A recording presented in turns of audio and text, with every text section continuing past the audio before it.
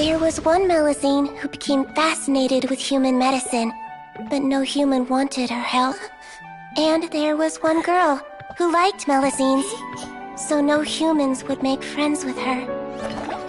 So, the Melusine became the girl's girl, became the Melusine's patient.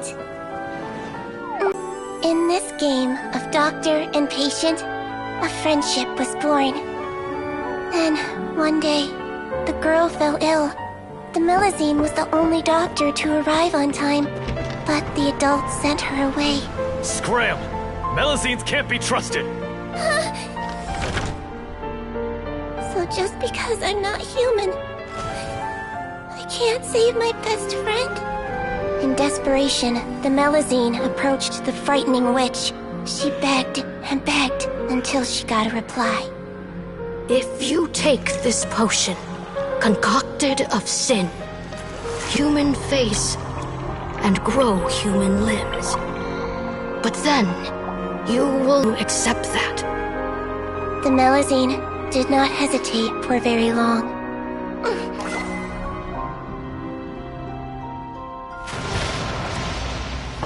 On a rainy night, a little doctor knocked on the girl's door. The doctor wore a hood and raincoat, maybe to protect her from the rain, but maybe also the little doctor held the girl's hand and treated her illness, just as she had so many times before.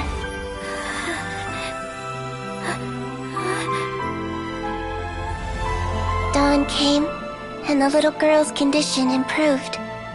But the little doctor was long gone, for she knew her friend would never recognize her again. And so, since then, I've lived my life in human form.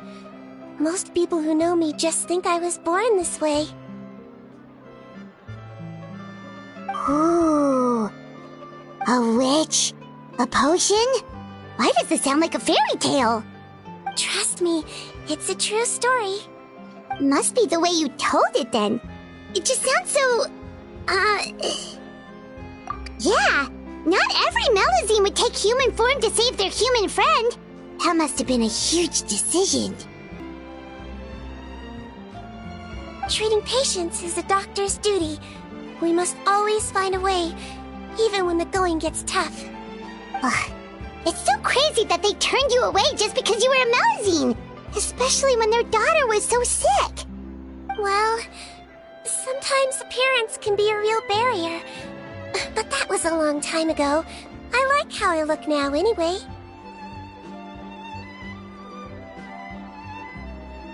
Paimon too! You're super cute this way. Attention customers! Thank you all for waiting. Now, on behalf of our skincare partner, I'm delighted to announce that our exciting new product is now officially on sale! Well, there we go. Let's have a look, shall we? Oh, Paimon, if you want to buy any skincare products, I'll be happy to give you some suggestions. Really? Personal advice right from a leader of the Fontaine Beauty Association? What an honor! Allow me to introduce our newest skin lotion, Butterfly Dew.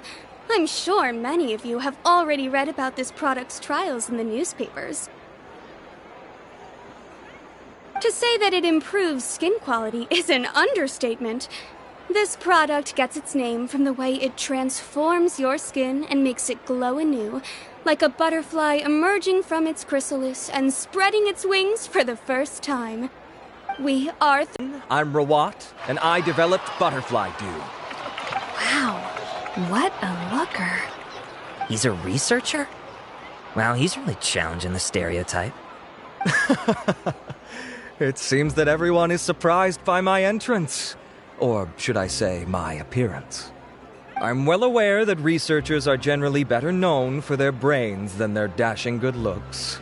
In that regard, I do believe I break the mold somewhat. Of course, appearance is a skin-deep way of defining a person. And yet one's appearance can be a very real set of shackles, holding a person back in their life. It can rob a young person of their self-confidence when applying for a job, dissuade a young lady from approaching the one she loves, Our actions are at the mercy of our appearance, and we slowly become the very person that the outside world sees us as. But what if I told you that those shackles can be broken? If our appearance prevents us from changing, then let us first change our appearance itself.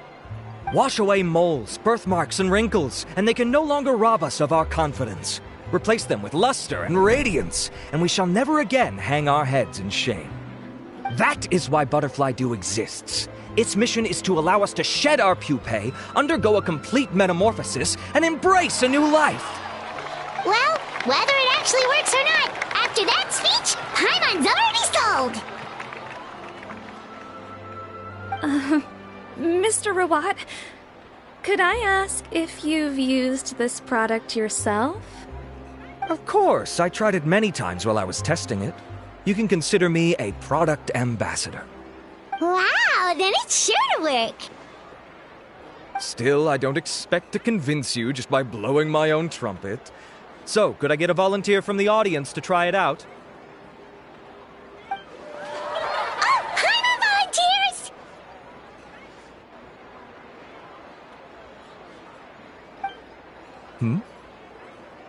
Oh!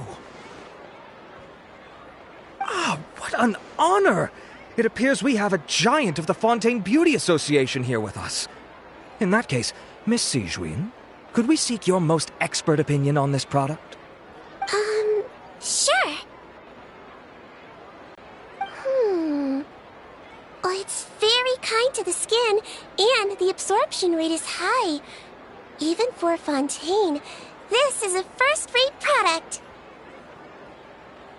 Wow, now that's high praise! I'll take one. Any discounts? All right. Well, all that remains for me to say is, Butterfly Dew is now on sale!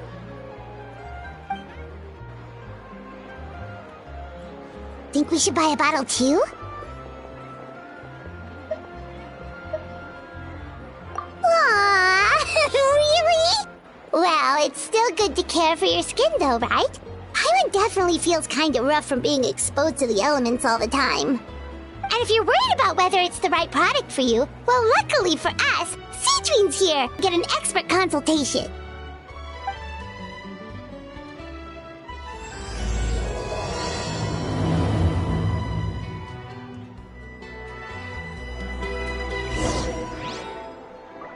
Don't worry though, I plan to keep using it, and I'll publish regular reviews in Beauté Exemplaire. You can read my thoughts there. All you need to do is subscribe. Oh, I was hoping for a more casual conversation, but you are a beauty association leader after all. I understand if you want to keep this professional. Sigewinne! Oh, excuse us, Miss Beauty Expert. But do you think this product is a good choice for me and him? Wait, are you the renowned traveler? That's right! And by his side, the equally famous Paimon. Well, I don't normally handle customer questions personally, but since it's the traveler asking, allow me to make an exception. Butterfly Dew is made for all skin types, so no matter who you are, you can rest assured that it will be kind to your skin. If anything, it might be marginally more effective on Fontainian's skin, but other than that, it works the same on everyone. Why would it work better on Fontainians? In the interests of protecting my trade secrets, I'm afraid I can't answer that, Miss Paimon. Alright then. How about a friend discount? Save yourself the trouble. I'd be greatly honored to have both of you use my product. Here, take 2 bottles for free. Yay! Paimon's private fund survives! I can see why you might think that, but please don't misunderstand. This gift is simply a token of my esteem. There's no business motivation behind it. To me, finding new customers for Butterfly Dew is about meeting kindred spirits, fellow admirers of physical beauty. I consider it a labor of love. Admirers of physical beauty? Eesh, that's embarrassing to say out loud. It sounds so shallow. It's nothing to be ashamed of, Miss Paimon. Most people claim to desire inner virtue, but it's still physical appearance that turns their heads. This is a fact of life. It's only natural for people to desire to become beautiful. And that's exactly what inspired me to choose this research direction in the first place. You're right. Everyone loves beauty, don't they? Look at the time. My apologies, but I have other things to attend to. I'll leave you with these 2 bottles of butterfly dew, and I look forward to seeing you again. Paimon, I'd say there's no need for you and the Traveler to use this product for now. Why? Is there a problem with it? The quality is fine. I just think there's room for improvement. I think I could add some ingredients to the mix to make it more effective. Really? Then why didn't you tell Rawat about that? Researchers are a very special breed of human. You can point out their flaws to their face and they won't mind very much. But if you tell them that someone else could do a better job, now that'll make them really upset. If I'd mentioned it, he probably wouldn't have given you those 2 bottles for free. Fair enough, that makes sense. If you're interested in the more effective version, I can write up a list of ingredients for you. Just come get me once you've gathered them. When you say more effective, you mean it'll make Paimon even prettier? Ooh, how can we say no?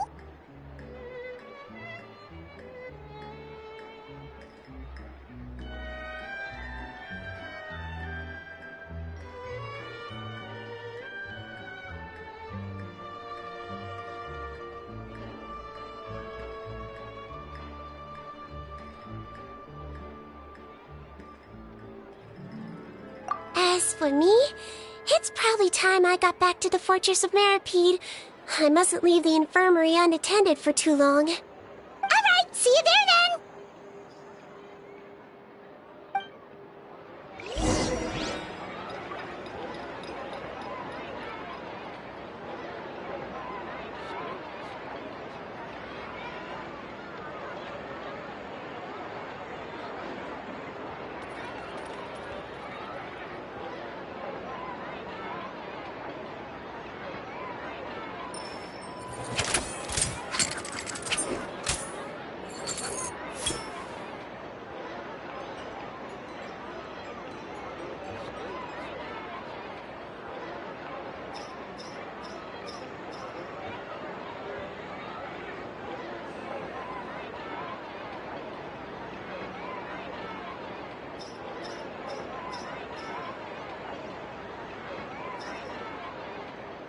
In my role as champion duelist, my opinions do not matter.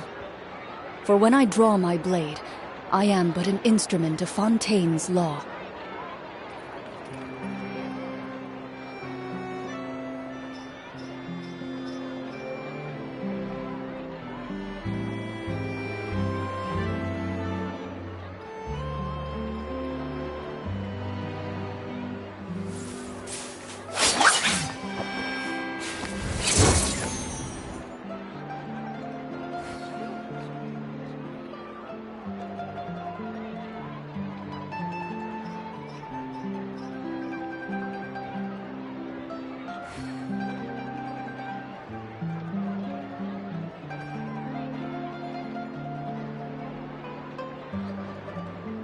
A duel is a battle of wills, and the sword an extension of the duelist's spirit. If your heart recoils in fear, then your sword may as well be in its scabbard, because you will not...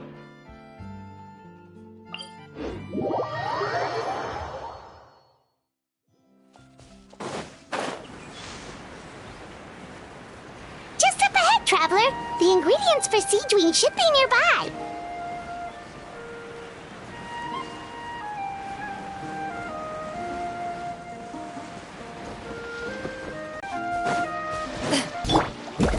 Into the shadows. By royal decree, I see everything! Stabilize! I will have order!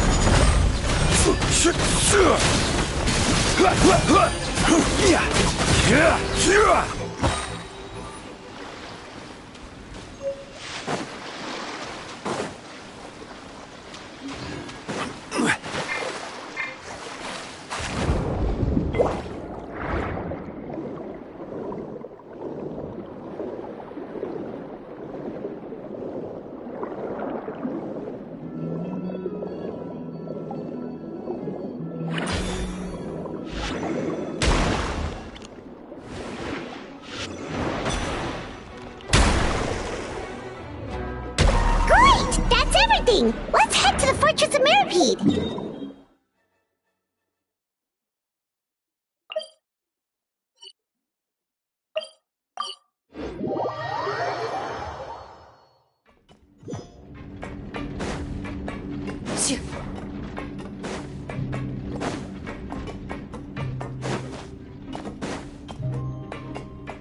Loaded.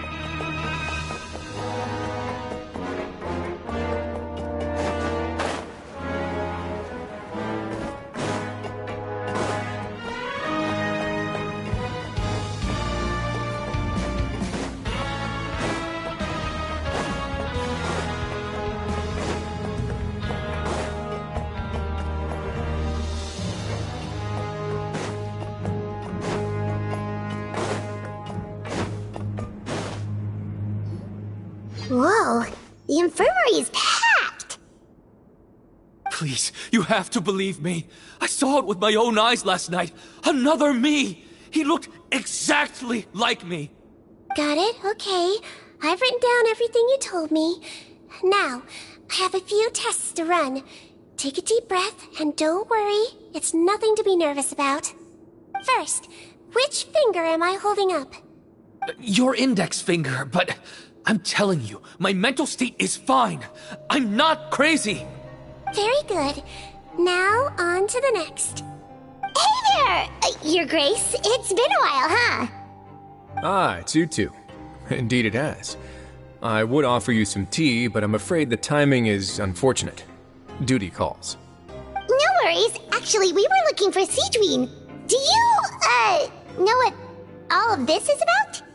This inmate came running to the guards in a panic, claiming to have seen his exact doppelganger. A doppelganger? Doesn't that just mean someone else kinda looks like him? And that's what I thought when the report first reached my desk. But we've inspected our records. No one even vaguely resembles him. Considering how certain he is of what he saw, I can only surmise that he's having some mental issues. So I brought him for a medical evaluation. All right, very good. Take a sip of water and rest for a bit. Evaluation complete. I couldn't find any symptoms pointing to a physical condition. I see. So do you still believe there's more likely to be an issue with his mind than his body? I have to assume so for now. Psychological issues are more difficult to detect. At this stage, we can at least confirm that he is in command of his cognitive faculties. The rumor mill will go crazy if word of this gets out. Guards, take him to the ward for a period of observation. The Marechaussee Phantom has requested my cooperation on a case, otherwise I'd deal with this myself. Sorry for the trouble, head nurse, but I'll have to leave this to you. No problem, Your Grace. I'll add him to my observation list. By the way, we have a couple of guests here who have made the trip just to see you. I imagine it must be important. You probably won't need to add them to your observation list, though. Oh, Traveler! Paimon, it's you! important, but... I'll be in my office if you desperately need me. Goodbye for now. Okay, bye-bye! So, Sigewinne... Would you mind waiting for just a moment? I have another patient to see. Just find an empty bed and take a seat. I won't be long. Oh, sure! Sigewinne, we've brought him. And he seems to have taken a turn for the worse again. Okay, don't panic. Let's start by sitting him down here. Paimon had no idea how busy it can get for Sigewinne. Maybe now's not the time to ask for her help with skincare.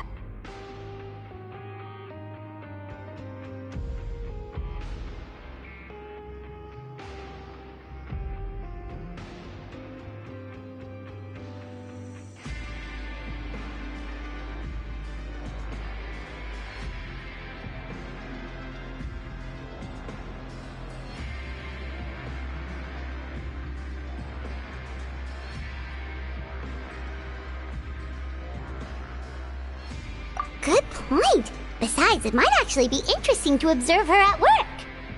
Well, this could hurt, so I suggest you take a deep breath first. Did his face melt? What happened to him? It's anyone's guess. His face melted off shortly after arriving at the fortress. But since he's a serious offender, he can't be allowed out for medical treatment. Best we can do for now is ask the head nurse to give him something to manage the symptoms. Oh, this is gonna be awkward. We still need to bring him to the Marechaussee Phantom for questioning. What if he scares them half to death? Will that be our fault? The Marechaussee Phantom? Does this have something to do with the case Risley's dealing with?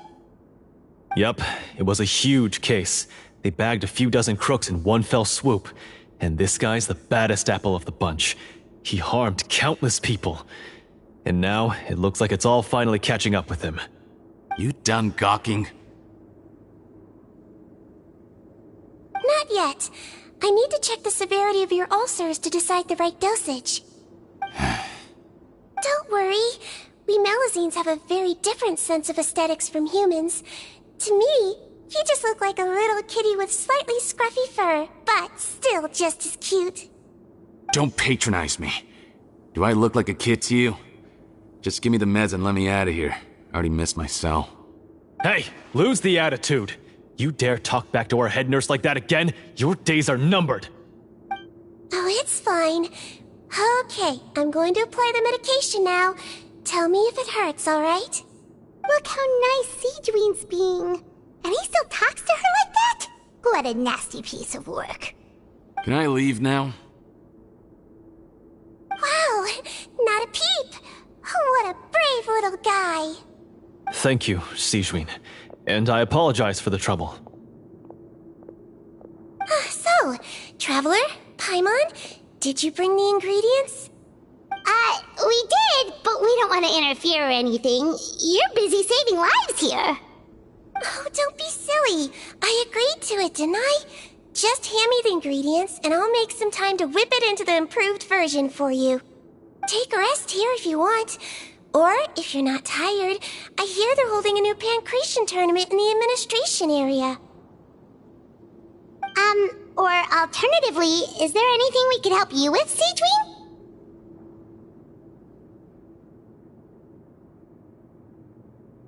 That's right! Let us help you out! It's the least we could do! Good point. Kind-hearted humans start to develop guilt if they accept free help from others. Don't worry. I'll take a look at my schedule. I'm sure I can find something to treat this condition. I gotta warn you, though, it'll be tiring work. So I suggest you take a break first, then come back and see me when you're ready.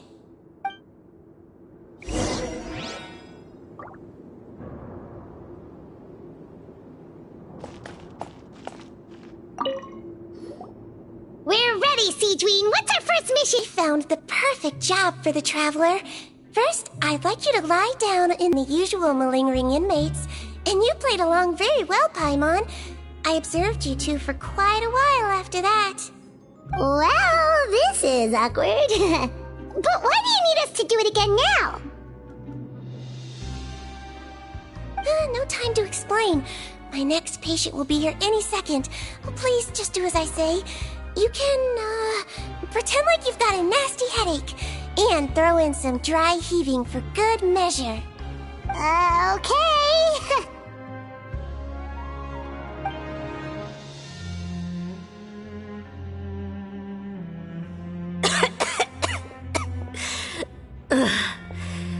Hey, Doc, it's me. I'm only here because my mom won't stop pestering me about it. So annoying. Well, your mother has enough on her plate with a busy job. Well, the last thing she needs is to worry about you being sick as well. I know! I shouldn't treat the place like a playground. Shouldn't go swimming in the lower levels where we join up with the sea, because it'll give me a cold and distract her from her work. I thought I'd be able to have some fun here at the fortress for a few days, but it's always, don't do this and don't do that. All right, sit yourself down and I'll take your temperature. Your fever still hasn't gone down. Well, here's your medicine. 1 cup for starters, and we'll see if it helps. But Doc, it's so bitter. Do I really have to drink it? I mean, I'll be fine, right? I've got an uncle who caught a cold. His fever went away on its own after a couple days. Can't you just write me a note saying I'm on the mend? I just need something to keep my mom off my case.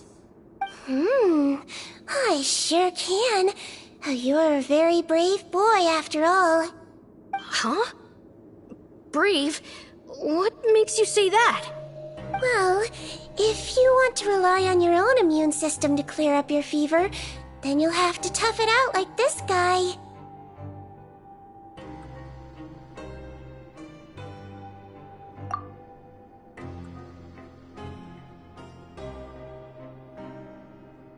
Hang in there, traveler. Are you gonna puke? Paimon can get you a paper bag.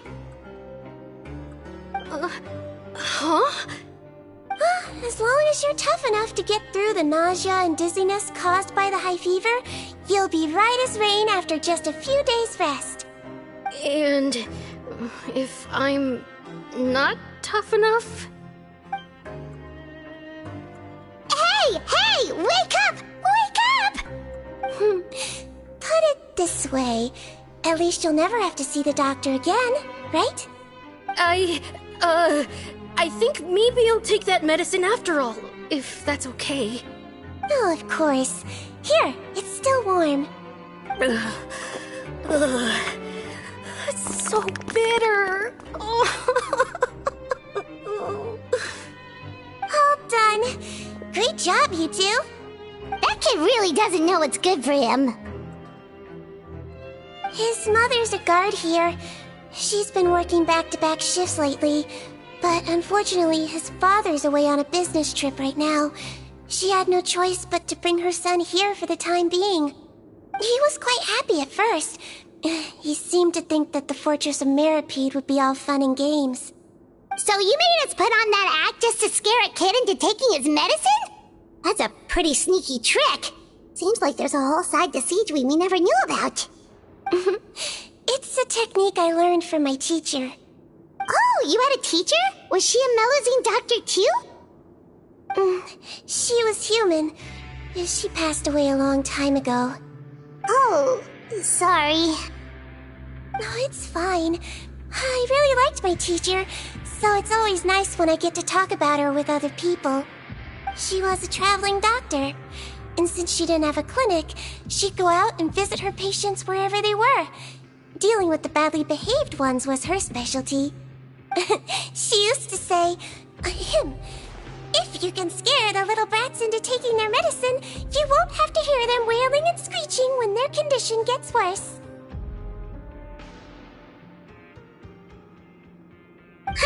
She sounds like a pretty strict teacher. Strict? Well, that's not how my teacher saw it. She thought of herself as terrifying to kids. Strange way for a doctor to describe themselves. Now Paimon's curious to know what she looked like. As it happens, I actually have a picture of her.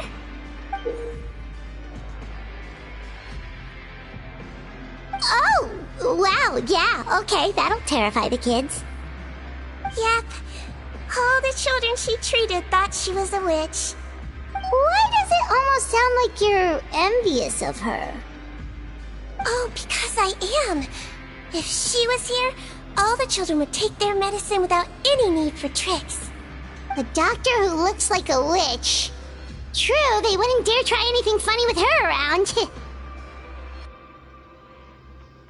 Oh, me, on the other hand, it's hopeless. Children aren't afraid of me at all. That's actually a good thing, you know? Oh, my next patient should be arriving now. Would you mind lending me a hand again? Sure thing! On to the next mission!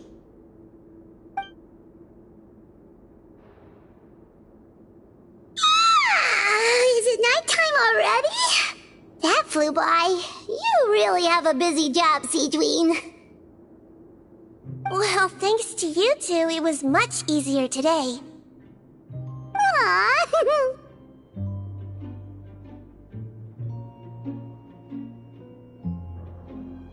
Should we get some rest? It's getting pretty late. Oh, there is one last thing. I have to keep it confidential, so I usually leave it till after everyone's clocked out. Confidential? Are you sure you can tell us? Well, it's fine. You're not living here anymore, so it's okay if you know.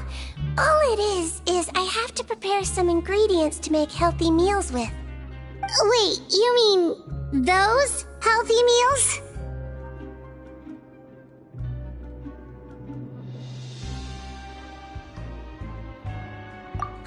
My patients refuse to eat any healthy meals I prepare in front of them, so I have to prep the ingredients in secret, then let the chef at the Coupon cafeteria handle the rest. Considering even the chef's version makes people uneasy, it really makes you wonder what's in it. You want to find out? I can teach you how to make it.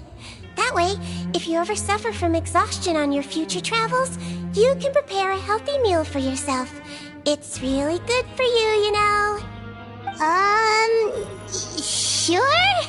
Guess we can help out one more time.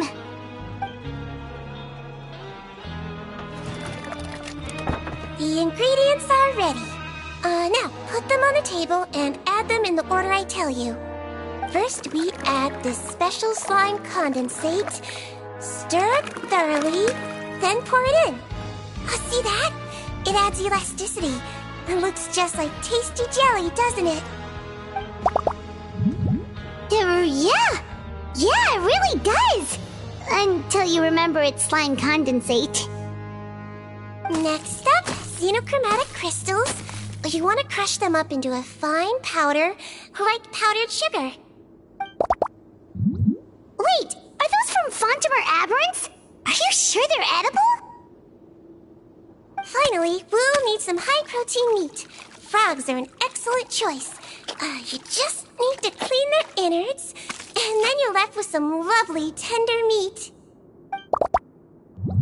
Oh! Frogs. And we're done. All that's left now is to pack them into lunchboxes and hand them to Walsey. Yesterday in the production zone, I noticed an inmate who's been working for 2 days straight. That means it's a healthy meal for him tomorrow. Sigewinne really does have the inmate's best interests at heart.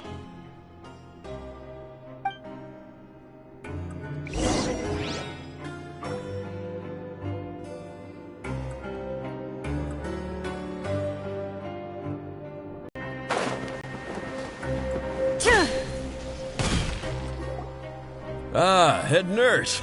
Got some extras for me? Just the one today. The serial number's on the lid. Sounds good. I'll make sure it gets delivered. Sounds like they're talking in code. Thanks for your help. Oh, it's no trouble at all. I only wish I could do more. You work so hard for all our sakes. I'd happily lose a little sleep if it meant helping you out. if you reduce your sleeping hours any further, your health will start to suffer. Alright. Nurse's orders. I'll do as I'm told. But you take care of yourself too.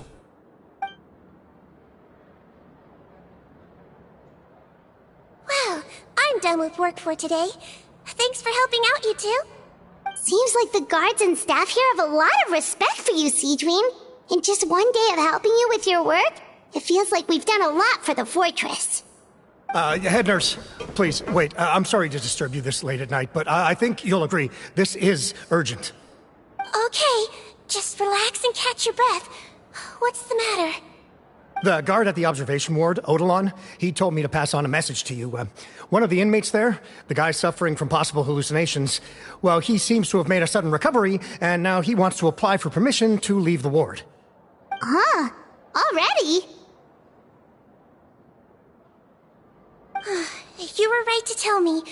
I'll have to examine him and make sure he's well before we discharge him. Looks like we've got one job as medical assistants left. We'll come with you.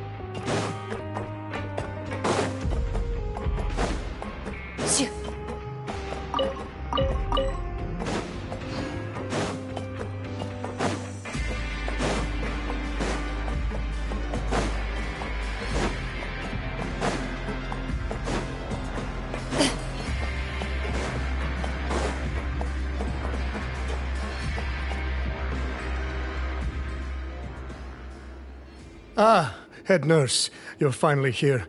I'm so sorry for all the trouble I've caused you, but I believe I've now made a full recovery. After giving it some thought, I'm sure that I was probably just seeing things. Stress-related, I imagine. I'd been working long hours, so I definitely wasn't in the best state of mind. I totally understand. Still, I have to give you an examination before I can discharge you, okay? So, take a deep breath and don't be nervous. It'll be the exact same procedure as we did this morning. We can start whenever you're ready. Again, so sorry. I was in such a state this morning, I barely recall anything. Would you mind taking me through it again? Oh, not at all. It's a lot to remember. First up, we have a little cognitive test. Just concentrate and you'll be fine. To start with, which finger am I holding up? Your pinky.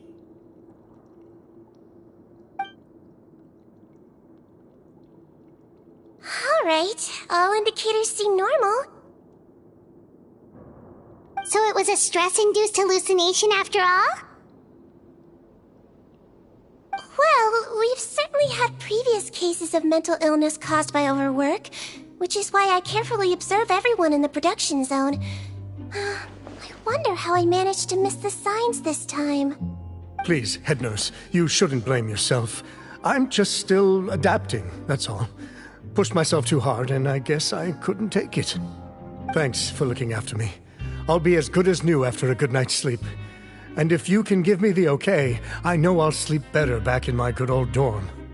It can be difficult to relax in an unfamiliar environment. Alright then, you can leave the ward. I suggest you take 2 days off to focus on your recovery. I'll take you off the observation list for now. So, you're officially discharged. Great. I can't thank you enough, head nurse. Mr. Odilon, could you escort him back? Of course. I'm on guard duty in the administrative area tonight, so nothing will go wrong. You have my word.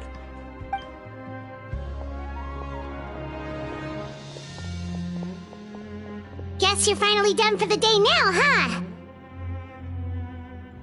Yep. But I still haven't gotten around to making that improved lotion for you yet. Oh, no rush! Seriously, it's super late now. You should go get some rest too. Well, tomorrow it is then. Good night, Traveler. Good night, Paimon. Hope you sleep well. Oh, don't you worry. We will. After a productive day of work, we're both gonna sleep like a log. Yeah, sleep tight, Sigewinne. See you tomorrow.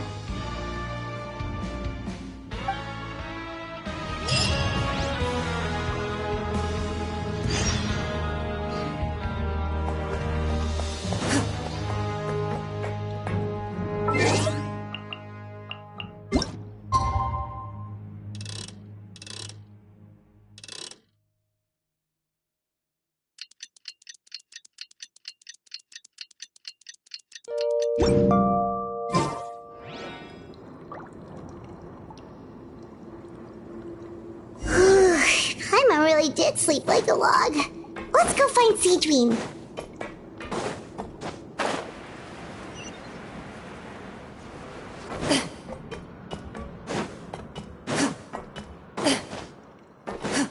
Into the shadows.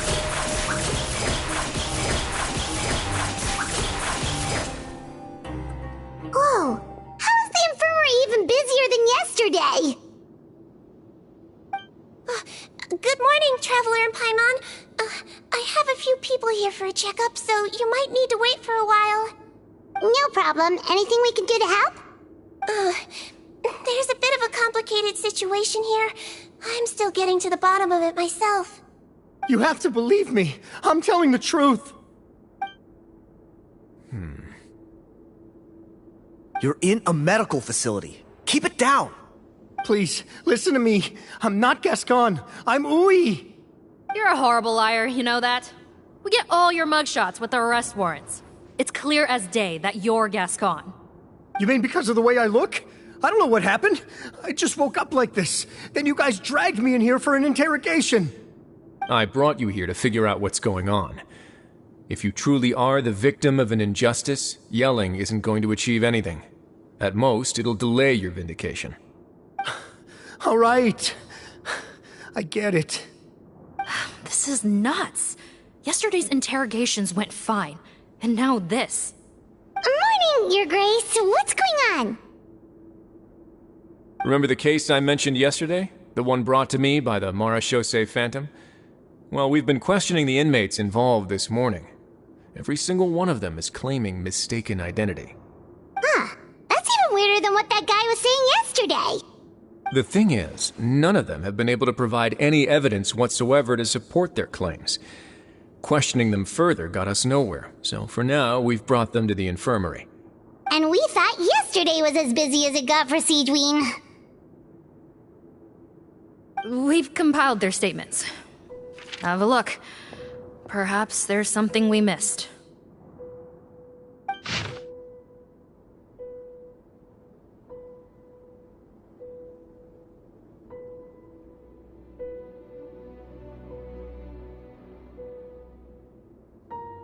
Wait.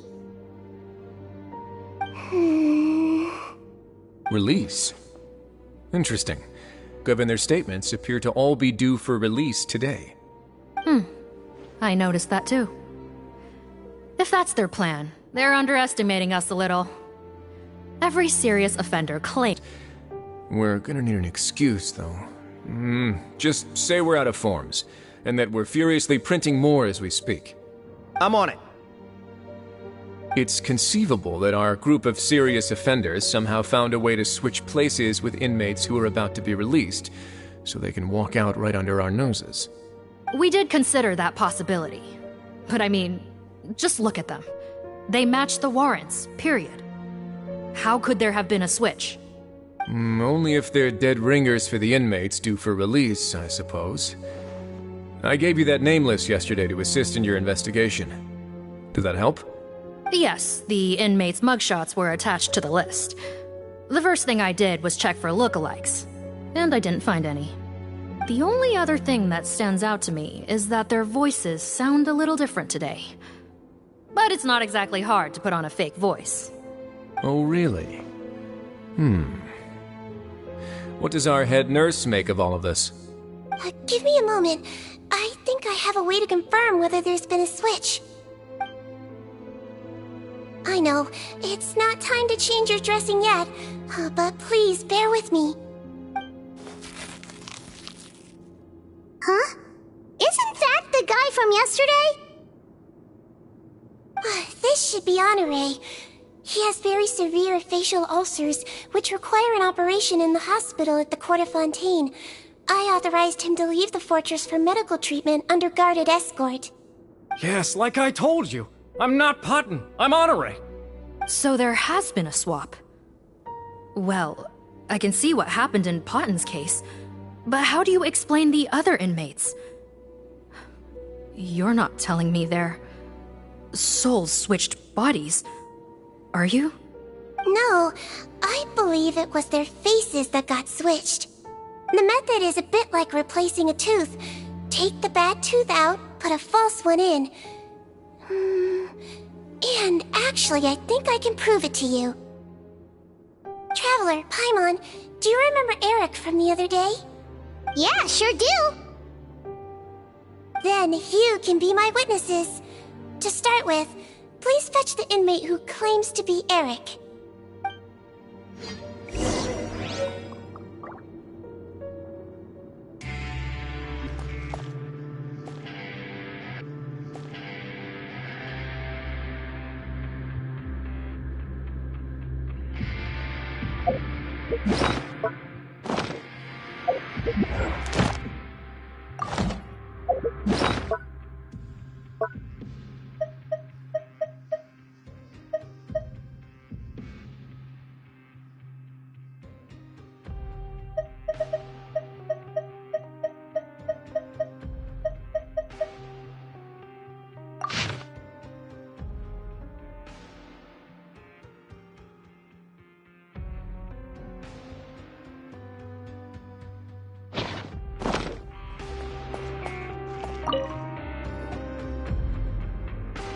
So, you're Eric? Yes, head nurse. It's me. You do believe me, right?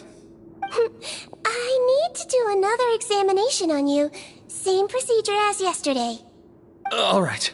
It's the cognition test first, right? So I need to concentrate. Now, try to recall if you can. The last time we did this test, which finger did I hold up? I believe it was your index finger.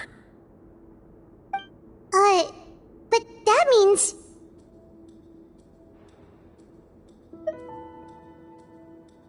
Huh?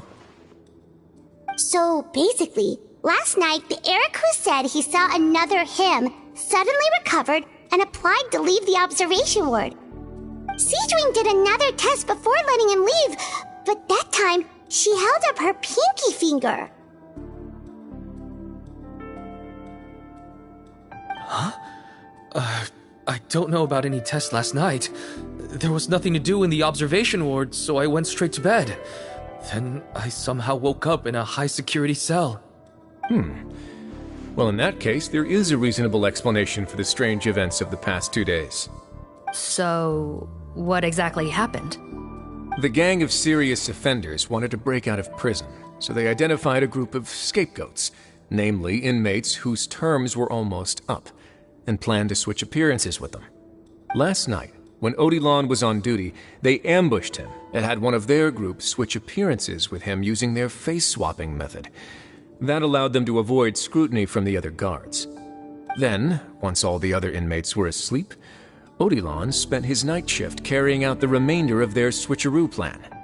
However, they made one mistake. Henri changed his appearance to match Eric's earlier than he should have done, and ended up being spotted by the real Eric. Real Eric came to the guards for help, but we didn't know then what we know now, so we put it down to hallucination and sent him to the observation ward. However, since one of the gang members was posing as a guard, they simply changed real Eric's appearance and had their Eric take his place, muddying the waters even further. Right, because I put Eric on the observation list by then, and no inmates on that list can be processed for departure until I've discharged them. Hence why the imposters had to pull that little stunt to get fake Eric off the list. Yeah, it all makes sense now! The Duke cracked the case! Well, I can't fault the reasoning. But I'm afraid that we ruled out the possibility of face switching very early on in this process. Criminals altering their facial appearance to commit crimes is nothing new. In fact, one of the explicit duties of the Malazines in the Marechaussee Phantom is to identify criminals in disguise.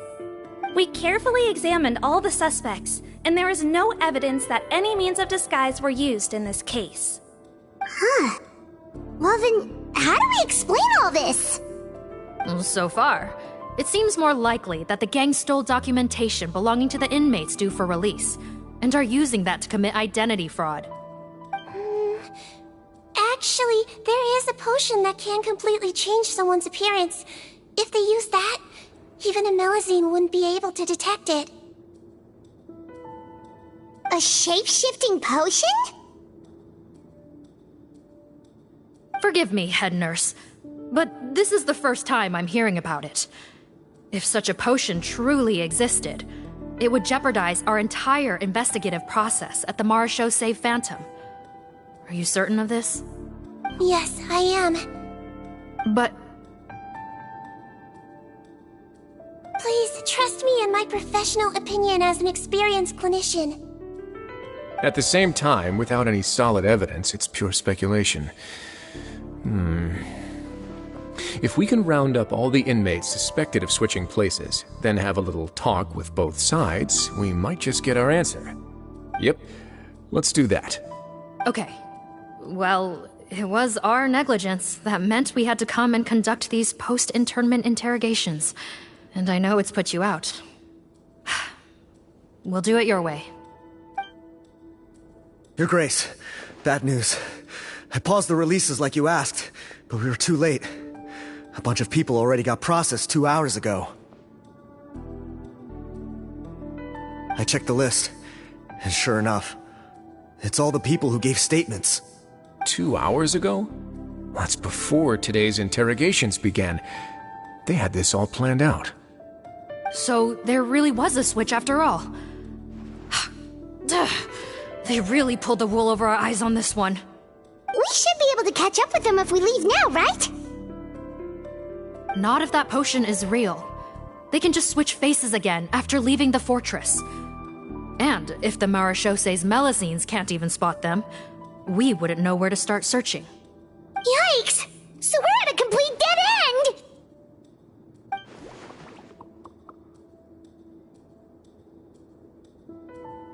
Well, technically there is one more lead we could follow up on.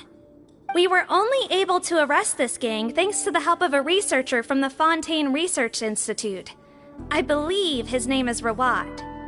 Oh? Rawat? Isn't that the handsome guy we met at that skincare promotion? Handsome? Maybe from a human point of view. I just remember that he specialized in potions. One of the crimes this gang is charged with is the manufacture and sale of illicit drugs. According to Mr. Rawat, they appear to have stolen technology he developed through his research and used it in their operation. At first, he thought it was a typical case of intellectual property infringement, and he tried to negotiate with them. But once he discovered their criminal operation, he reported them to the authorities. Thanks to his report, we were able to swoop in and arrest them all in one go. What a hero! Bet that took courage on his part. No doubt. This is worth following up on. As the one who snitched on them, it's highly likely that Rawat will be targeted by the escapees. That aside, since he's negotiated with them in person before, there's a chance he'll have some additional information for us. Understood, Your Grace. My team and I will head to the Fontaine Research Institute right away. In the meantime, Please keep an eye on the face switch victims for us. Of course. Miss Morgan, I'd like to come along and help you catch these criminals. Huh? Why's that? Well, I'm the one who discharged the fake Eric last night, so I feel partly responsible.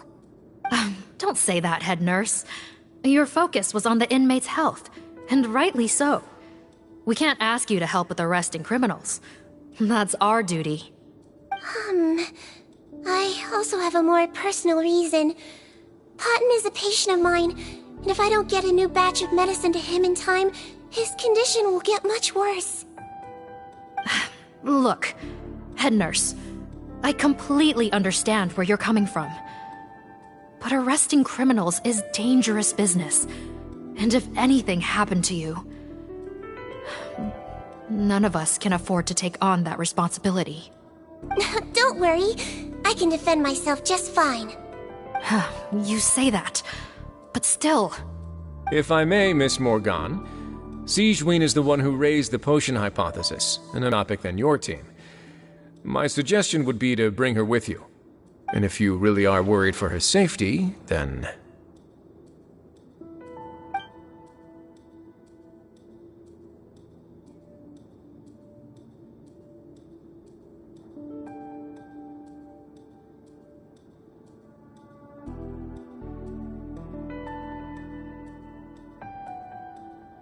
Ah, there you go, right on cue.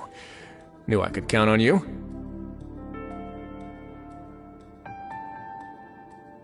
Okay. Well, since this plan has the Duke's blessing, far be it from me to refuse. We should head off immediately. Time is of the essence.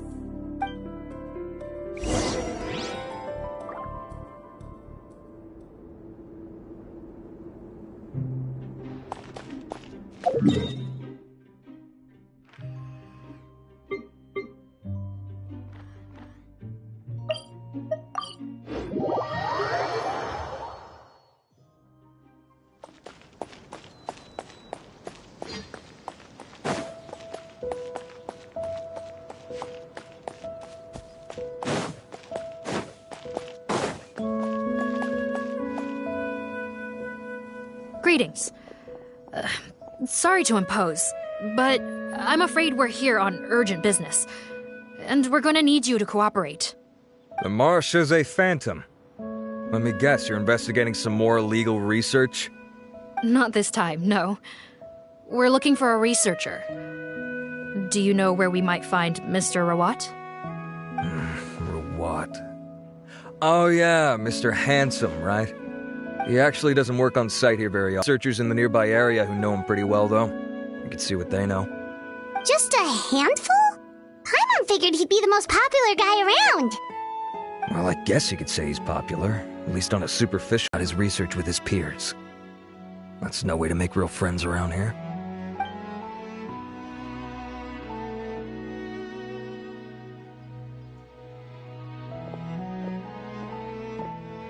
That's so weird. He definitely didn't come across like a recluse at that product promotion. I don't find that weird at all. He definitely didn't strike me as the kind of guy who's, good at making friends. Really? Paimon couldn't tell. Must be a Melusine perception thing. Okay, we should talk with his acquaintances. But we also need to check the Research Institute for any clues. Let's split up. It'll save us some time. Sure thing. We'll go ask around among the other researchers with Sigewinne. Paimon's suddenly kinda curious to know what everyone really thinks of him.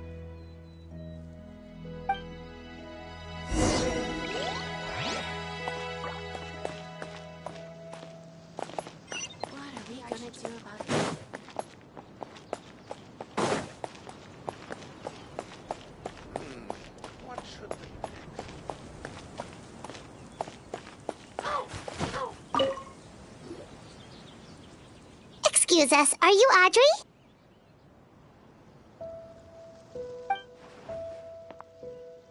That's me. What is it? Are you close friends with Rawat? We're trying to find out where he is. Close friends? You mean because I told him I had feelings for him once? I doubt I'm the first or last at the Institute to make that mistake. Why would you single me out as a close friend? I should have known, really. Men just enjoy being surrounded by fawning women. They're not interested in a serious relationship. Okay. We were just kind of wondering if you might know where we can find him. Why would I know where he's at? I barely know him, and he probably doesn't even remember me. Ugh, this is getting annoying. Shall we go ask someone else?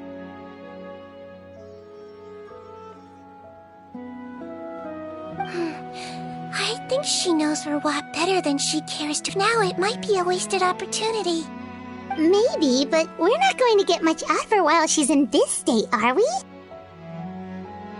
She's displaying symptoms common among people in love, if that's what you mean. But I know a cure. It's curable? Oh, we're still no closer to finding Mr. Rawat. Oh, by this point, he could be in grave danger. Danger? Wait, why are you looking for him again? Oh, that's right, yeah! The Marshosei Phantom said that he's been targeted by some pretty bad people. We need to make sure he's safe. What? How has this happened? He seemed fine when I last saw him, and that was only a couple of days ago. Just happened to run into him, of course. Oh, I see. Well, do you have any thoughts on where he might be right now? Okay, but this is purely out of concern for his safety. If he's not at the Institute, he might be at his mother's place. I heard she raised him alone, that they had it pretty tough financially, and these days she's housebound due to illness. He makes regular trips back home to check on her. Oh, okay. Do you know the address? Nope, sorry.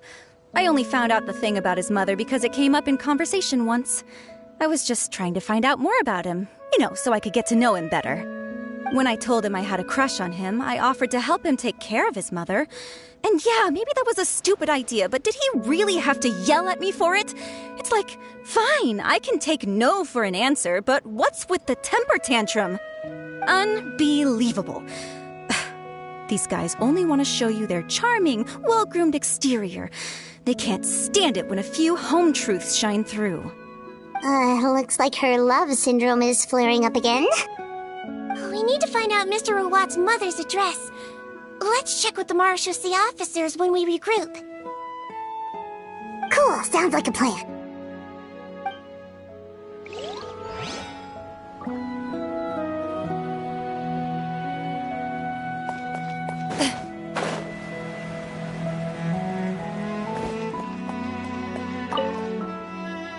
Hey there, are you in Teep? What do you want?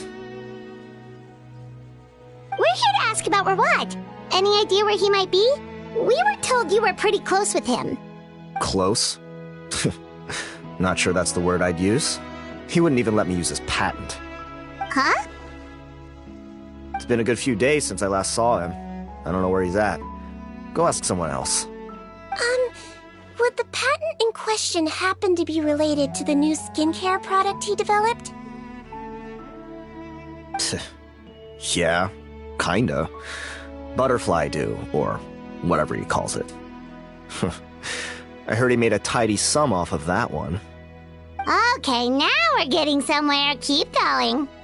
Most of the other researchers here focus on mechanics, energy, stuff like that. I get why he wouldn't be interested in having anything to do with them. But I'm studying coatings. There's a huge overlap in our areas of research. Why would he refuse to work with me? I bought his product once and noticed it contains a unique substance that might have applications in coatings too. If it worked out, I could probably make as much as he's making. Don't get me wrong, I had no intention of plagiarizing his work. I was hoping to get official permission to use his findings in my own research. Followed the proper procedure. It was all above board. I would have had to pay him a license fee and everything. But despite that, he turned me down not once, not twice, but 3 times. It's like he's vehemently opposed to the idea of anyone else making the kind of money he does. Huh, so is Rawat antisocial, or is this guy just jealous?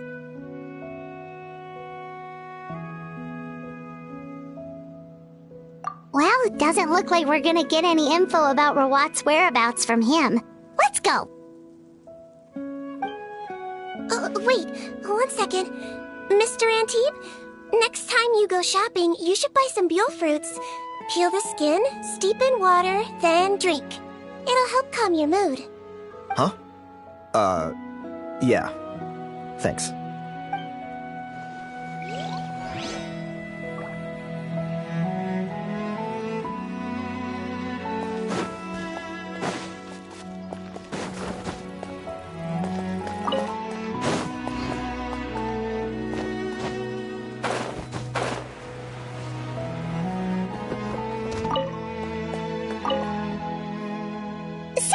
You, sir, but are you Bertram? Who's asking? Just some concerned citizens helping out the Marechaussee Phantom with an investigation. We'd like to ask you about Rawat's whereabouts, if that's okay. We're told the two of you are pretty close. Not anymore, we're not. Turns out we don't see eye to eye. Oh yeah? What happened? The thing about us researchers is, most of us do what we do for some sort of higher purpose. But not Rawat. All he cared about was how to commercialize his findings. He won't even let you work with him unless you sign a confidentiality agreement first. Also, he has better control over who gets which intellectual property rights. How are you supposed to get any meaningful research done working with a guy like that? Now that I've got my own technical solution for my compressor, I don't need to work with him anymore. So that's what Rawat is really like. We'd still like to know where to find him. Is that something you can help us with? Wait, you're... Yeah, I know you. You're the head nurse at the Fortress of Meripede. Alright, then I'm happy to help you if I can. I respect the work you do. Medicine serves the highest purpose of all the sciences. Wow, turns out Sigewinne's got some real clout. Thing is, I have no real way of knowing where he might be. I stopped working with him 2 months ago, and I've barely seen him since.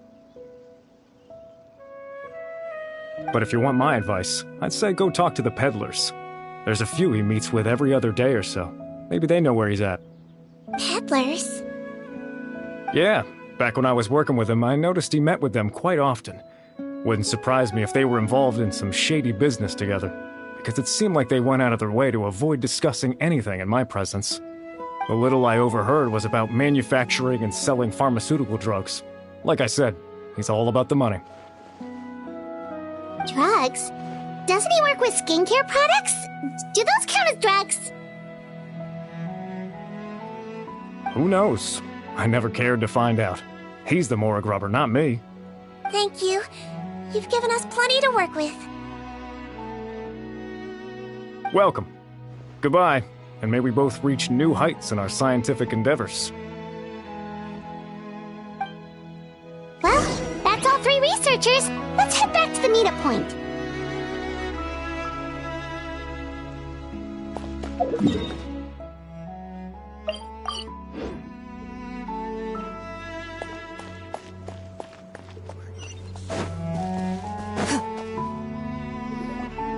You know, Heimat started out thinking Rawat was a handsome researcher with a friendly and cheerful personality.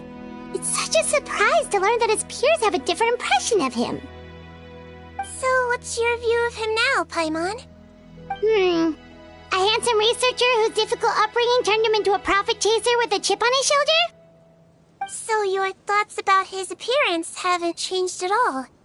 Well, his looks are kind of a big deal. At least in Paimon's opinion. How did such a handsome guy end up being so antisocial? Even with his difficult family background, it just doesn't make any sense. You can't judge a person solely based on their appearance. Head nurse. Traveler. I assume you've spoken with the researchers. What did you find out? Bertram mentioned Rawat's involvement with some pharmaceutical merchants. Do you know if he's registered any pharmaceutical brands? Since he was a whistleblower on such a huge case, I ran a background check on him. I don't remember there being any brands under his name. How strange. If he was so focused on commercializing his research and averse to sharing his technology with others, why wouldn't he have registered his own brands? Maybe he and his business partners needed to avoid public scrutiny? You think he may have colluded with the gang? Well, the crime was manufacture and sale of drugs, and that would certainly be in his wheelhouse. We can't rule it out. Isn't that pretty unlikely, though? He was the one who blew the whistle on them! Most children who come to me with tooth decay have suffered pain for a long time already, but they'll still try to hide the fact that they eat too many sweets. Grown-ups and children aren't so different in that regard. If you say so. I saw him when he came to make his report, and I certainly didn't get the feeling that he was the type to collude with criminals. Perhaps it's more likely that they were coercing him. You mentioned that he comes from a poor family. So, it's possible that the criminals approached him asking for academic support, luring him in with the promise of riches. By the time he discovered who they really were, he was in too deep. They had leverage on him, so he was forced to keep working for them. I've seen it happen many times before. That does make a lot of sense. It would definitely explain why he was so unwilling to cooperate with his fellow researchers. No wonder he's so unsociable. He must be on edge all the time with a gang of crooks breathing down his neck. In that case, the situation could be worse than we thought. If Rawat was working with the escaped inmates, they're sure to know more about his whereabouts than us. Oh, there's a good chance they'll get to him before we do. Based on the information we've gathered so far, he was last seen 2 days ago. If no one's seen him since, maybe we're too late. 2 days ago? So he went missing right after that product promotion. That was the same day he reported the criminals, too. Not a good sign. Don't worry, everyone. I believe we still have a chance. Since he disappeared right after blowing the whistle, it's likely that he's gone into hiding. Yeah, he must have been worried that they'd come for him. All the more reason to find him as soon as possible. The only lead we have at the moment is his mother's house, which you mentioned earlier. Seath, think you can find the place? Yep. When you register a brand, the Court of Fontaine requires you to provide a legal address. The one Rawat wrote down was in the outskirts of the city. That should be the place. Okay, then there's no time to lose. Let's move.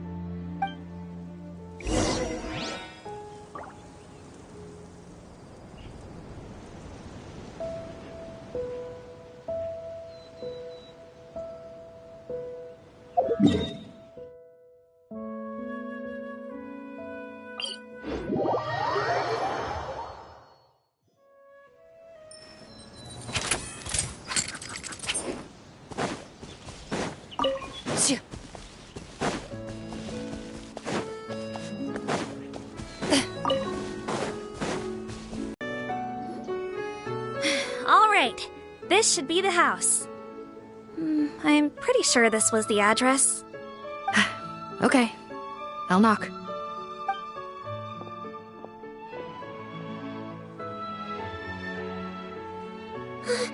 Sounds like whoever's inside has restricted mobility. Oh, it seems serious. What's the fastest way to get this door open? Break the door down? No, I'll handle it. Let the expert deal with it. There'll be a mountain of paperwork if we damage a citizen's property.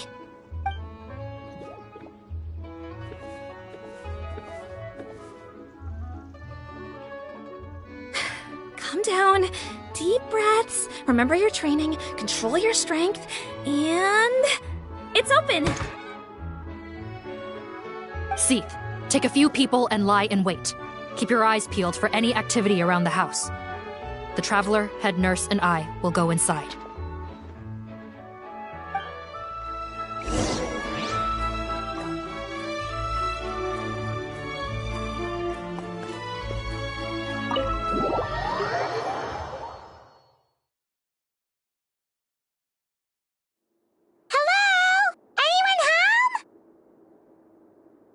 Oh, there.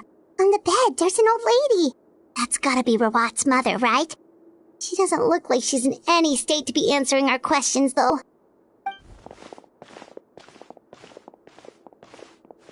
We could try, but she is very ill. We mustn't force it. Well, doesn't look like Rawat's here. She's the only one we can talk to. Yep. Allow me. Hello, ma'am. Might I ask if you're Rawat's mother? We are trying to locate him.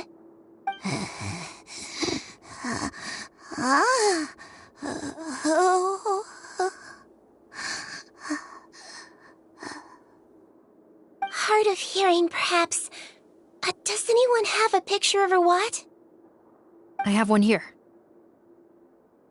I'd like to show you a photo, ma'am. Is this your son? Do you know where he is?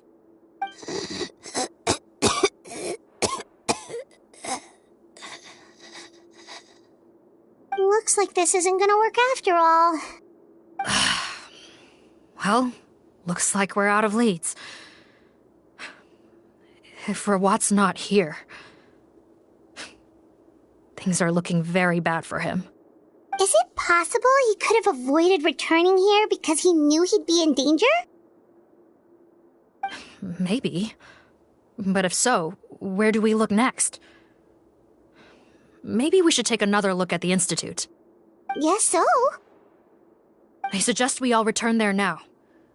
We found a good amount of useful information the first time, but perhaps there's something we missed. This is our last hope. Sorry, officer, but could I stay here for a while? This patient requires some care. Of course. Traveler, stay with the head nurse.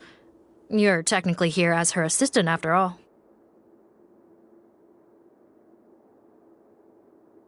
Also, I'd like some Marechaussee members to stay as well, and keep an eye on the area. Why's that? If Rawat knows how serious his mother's condition is, he will return. Got it. Okay, I'll tell the squad members in hiding to stay put and keep a lookout. Thanks for helping me out yet again, Traveler and Paimon. No problem. But when you say her condition is serious, do you mean... Yes. She's barely clinging on to life. Oh. Let me take care of a few things first. Could you pass me the towel over there? Yeah, of course.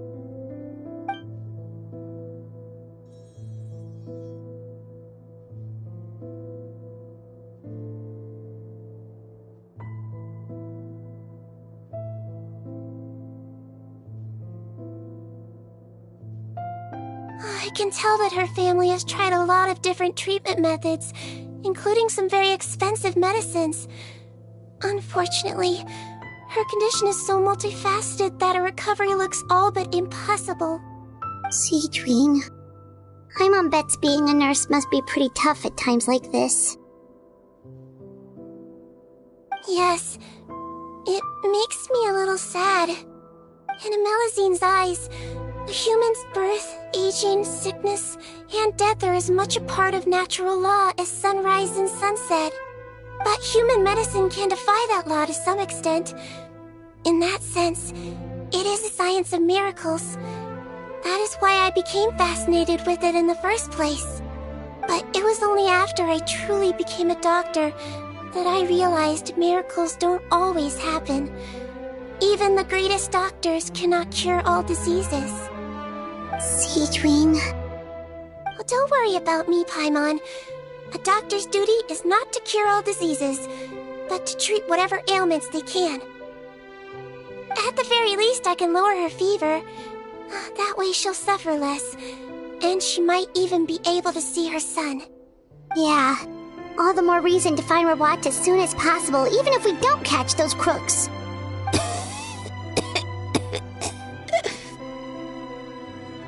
Oh, her fever is getting worse. Could I get some hot water? Sure, we're on the case.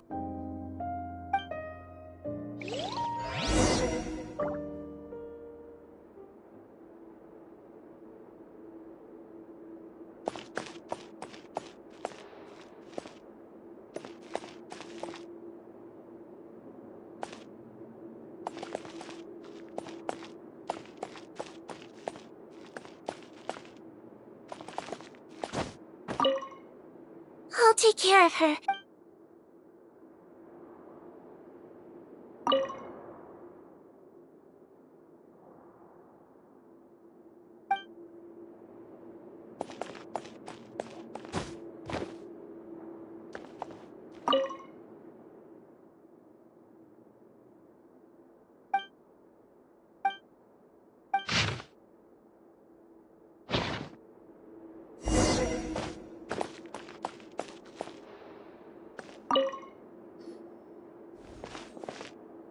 Found the hot water?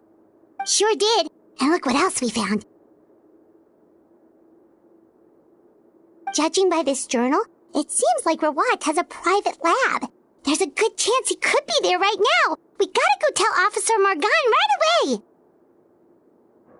Oh, that's great news. But hold on just a moment. The wet towel is ready. I'm giving you another injection. Are you feeling better now?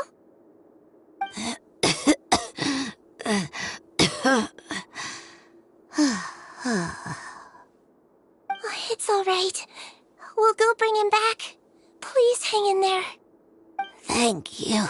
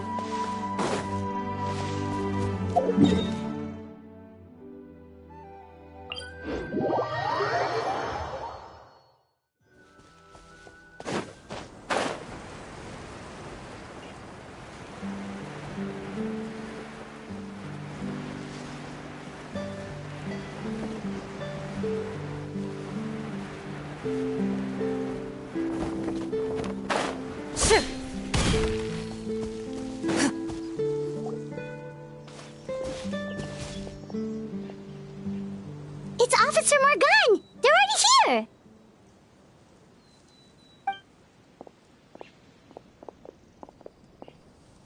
We came as soon as we heard the news. I can't believe we were so careless. The most crucial information of all was hiding right there, in that room. And we missed it. Don't blame yourself. Right now, we need to focus on finding a way in. There's a mechanical door over here! Hopefully the instructions in Rawat's journal will help us open it.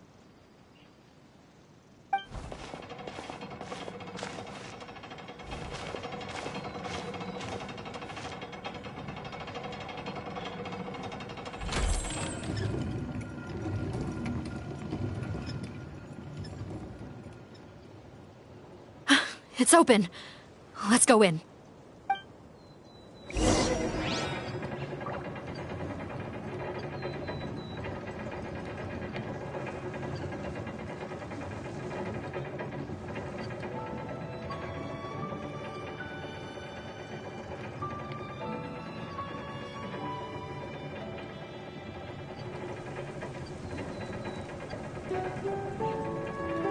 I've faced many opponents in my duels.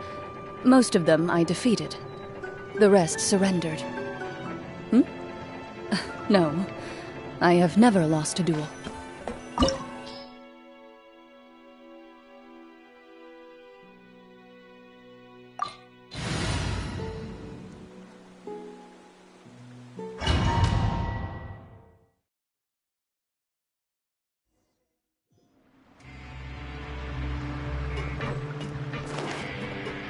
Don't slip and fall!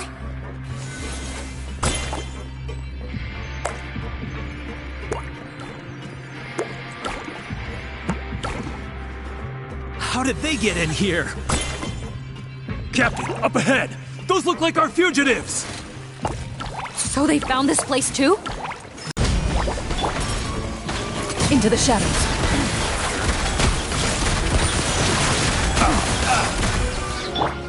Everyone hold hands! As you fugitives aren't accounted for. There may be others hiding deeper inside the facility. Ah, so these guys were just the lookout crew. The Marashose Phantom! How did they find this place? Wait, it's that guard from the fortress! That's right, I'm on your side. The Duke sent me. What's the matter? Some sort of mix-up? Mr. Odilon, didn't I tell you a few days ago that you need to stop all field work until you've recovered? Well, you know, gotta help His Grace out. Share the load. Officer Morgan, this man is an imposter. The real Mr. Odilon has no recent health issues. What? But I... Looks like the head nurse was right about the face-swapping method. Arrest them all! DuPont, stay here and keep guard. And watch the exit. If we're not back soon, call for reinforcements. Got it.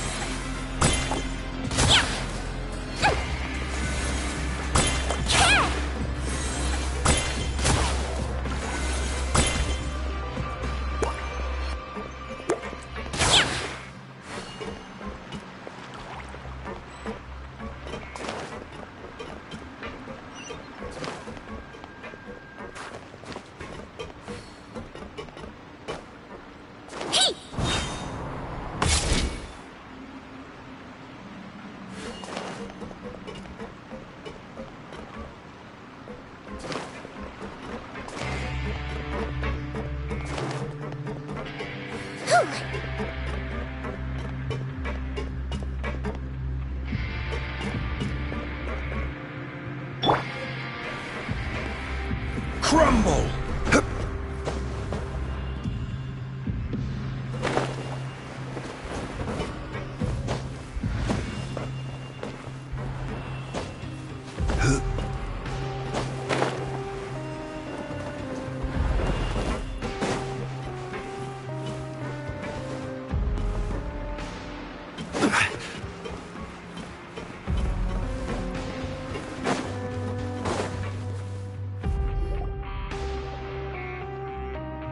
So many jars. Was this some sort of production facility? This scent, it's probably the ingredients used to make butterfly dew.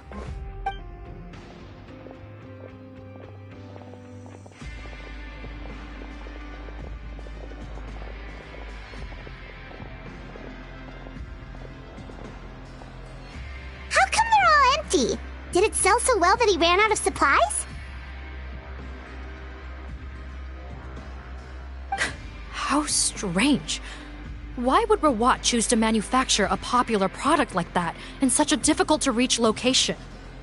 Given our suspicion that he may have been coerced into the illegal drug trade, I would have thought that any production facility we find here would be used for illicit purposes.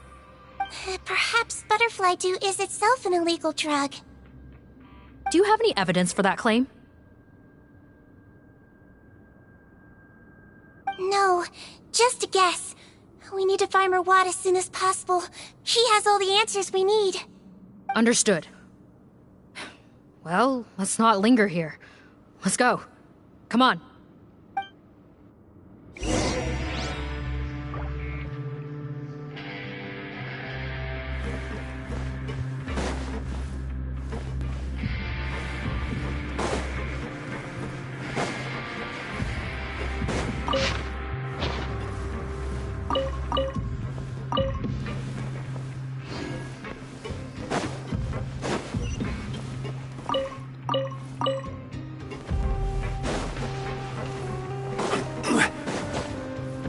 Doesn't look like we're gonna get this door open. Let's find another way around.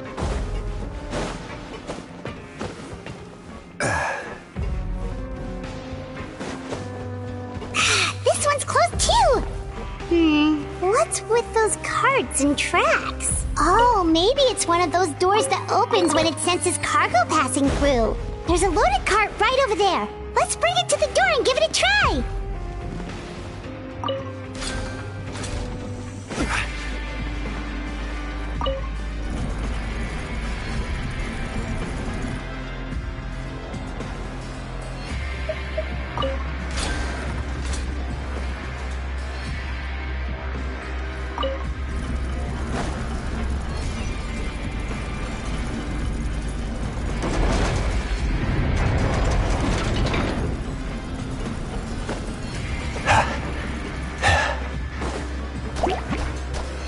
Solidify!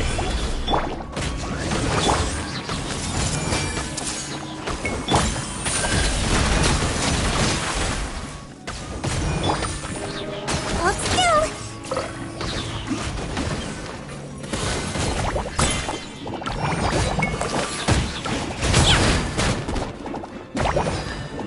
Don't be nervous. Just relax.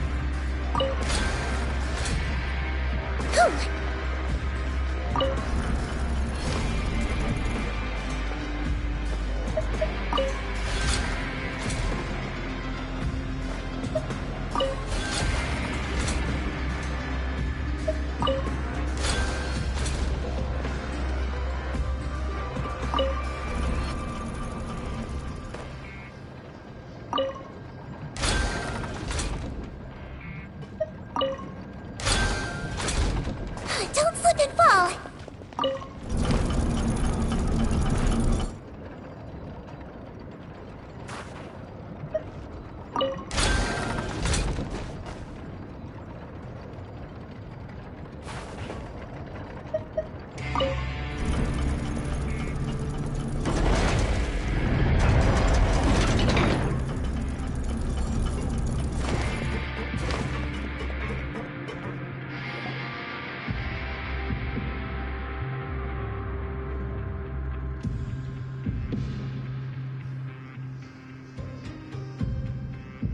This room's much smaller than the others. Judging by the implements on the table, this looks like a potion-making lab. Head nurse! Over here.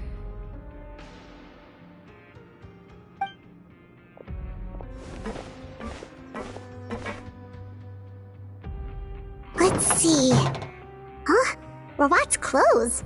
Why would he change here? Perhaps they stripped him down, left the clothes behind, and disposed of him somewhere else? Yikes, Sigewinne, where did that come from? Oh, what a tragic way to go. Especially with such a bright future ahead of him.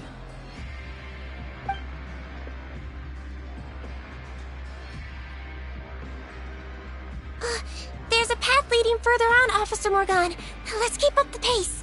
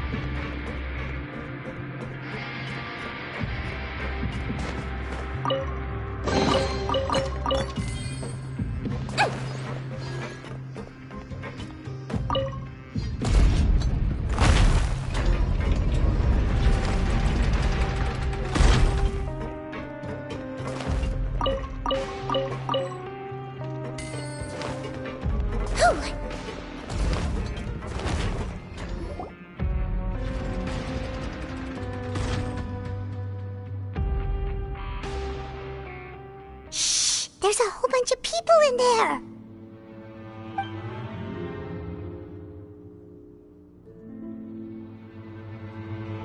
Are you serious? You're telling us that within a day, our faces are going to rot like yours? Fontanian physiology changed dramatically after that great flood, and it's not as compatible with this face-changing solution as before. The side effects are as you can see. Why didn't you say anything before we all used it?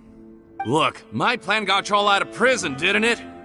You'd have much bigger problems to worry about right now if the Marshal Say Phantom found out about your other crimes.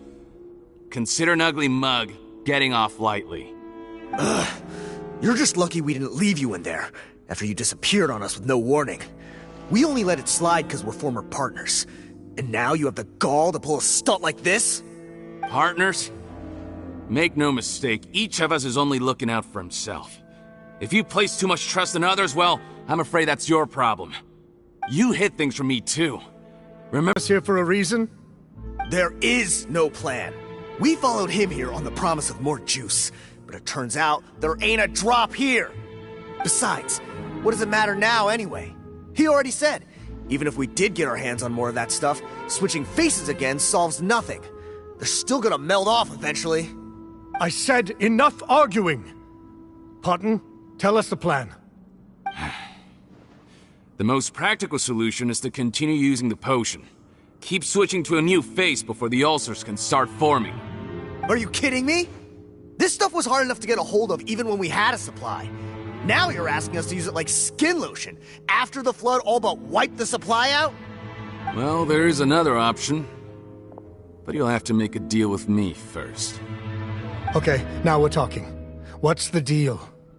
I have a document I took from that researcher that details how to make a replacement. Just give me one bottle of the undiluted fluid, and I'll get to work.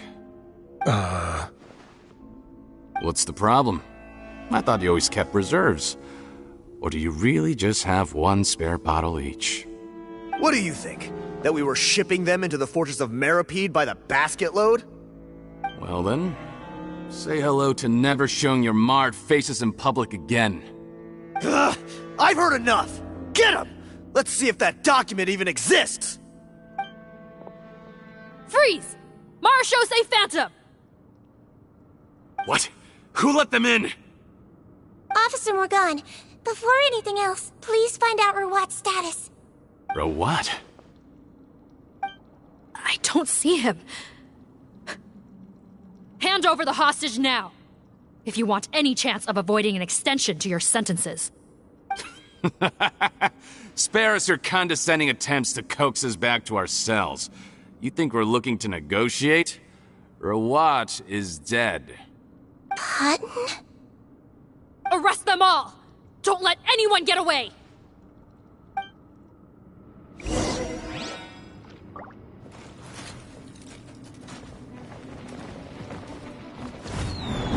Don't slip and fall!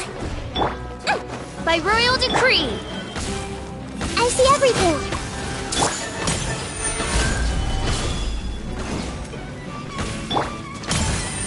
Let's blow bubbles!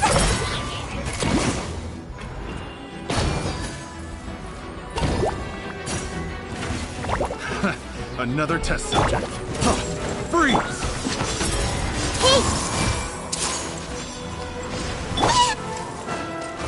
I summon thee! I see everything! This is order. He might be a little prick!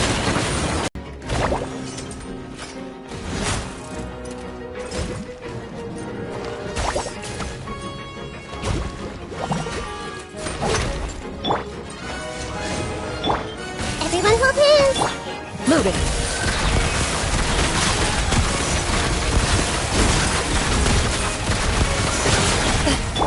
No rest for the wicked. I see everything. Stabilize. I swear, it's for medical research. Don't slip and fall. Floaty, floaty.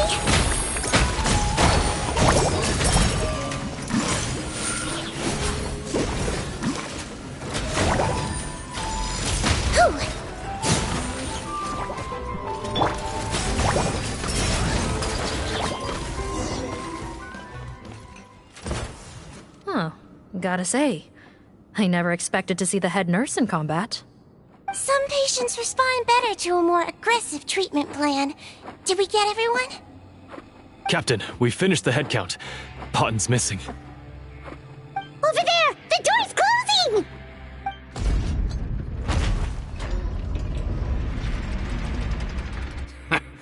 One group trying to arrest me, another trying to hunt me down.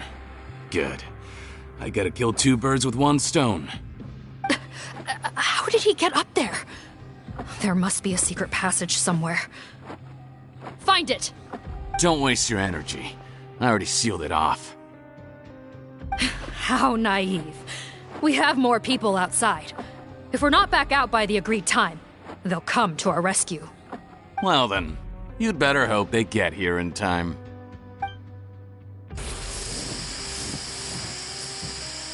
There's some kind of gas leaking from the pipes.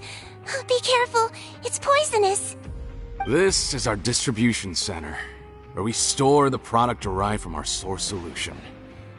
We had to use special fire prevention methods to prevent contamination. The pipe network here was designed to emit a gas for firefighting. One little modification later, and it makes an efficient death trap. Why would you do this? Your partners are here too. Oh, please. If they can't supply what I need, they're of no further use to me. Besides, I can't have them exposing my potential whereabouts. He's a maniac! Come on, we gotta find a way to open that door! Go ahead, struggle in vain. Once the last of you croaks, no one will ever find me again. So long! Are you sure you're ready to leave, Potten? You haven't changed your dressing today. You can't cure my face. Just give up. And what if I could? Nice try. You're just trying to stall me. Don't you worry about me. I'll find a way to cure my face once I get out of here. Oh, I doubt it. After all, Fontanians can no longer dissolve in primordial seawater. What the... How did you...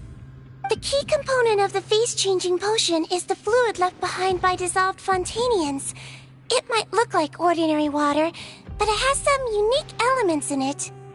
Before the flood, all Fontanians were oceanids, physiologically speaking. A potion made from that fluid could dissolve and reconstruct the face of a Fontanian in much the same way as hydroidolins change form. Theoretically, it could give someone any appearance they wished. But since the flood, Fontanians have become true humans. They can no longer provide the source material for this potion, nor reap its benefits.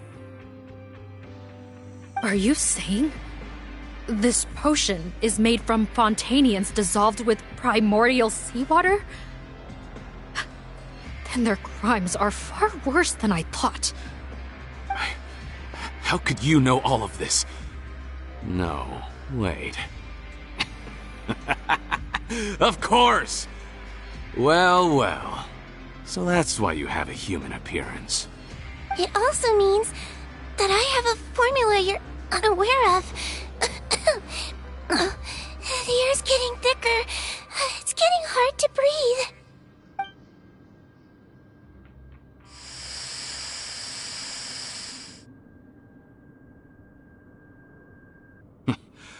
I might get to make a deal today after all. Alright, keep talking. How do you intend to give me the formula? Oh, it's not a formula, but a finished product. I have a bottle of it right here. What? When I tried Rawat's skincare product, I noticed it had a certain special component in it.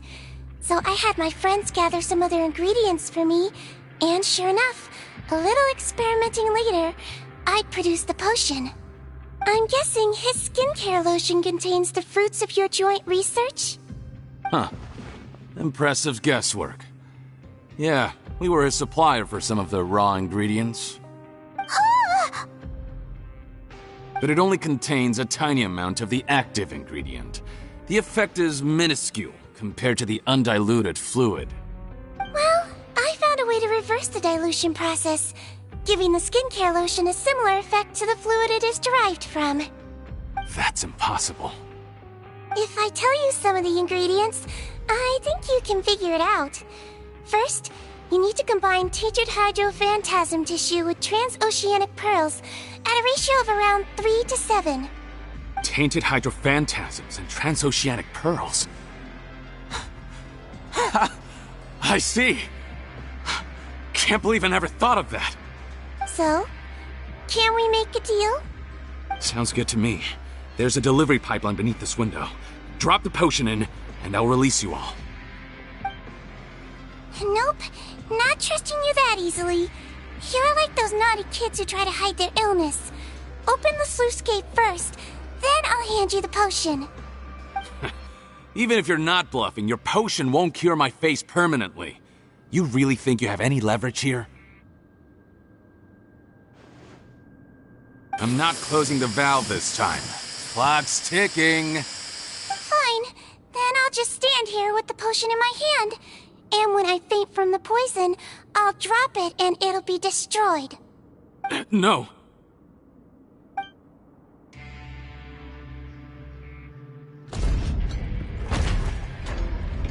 It's open! Disable that sluice gate! Jam it! Don't let it close again! That's more like it.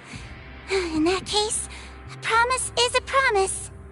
Head nurse, there's too much poison gas in here. We have to leave, now!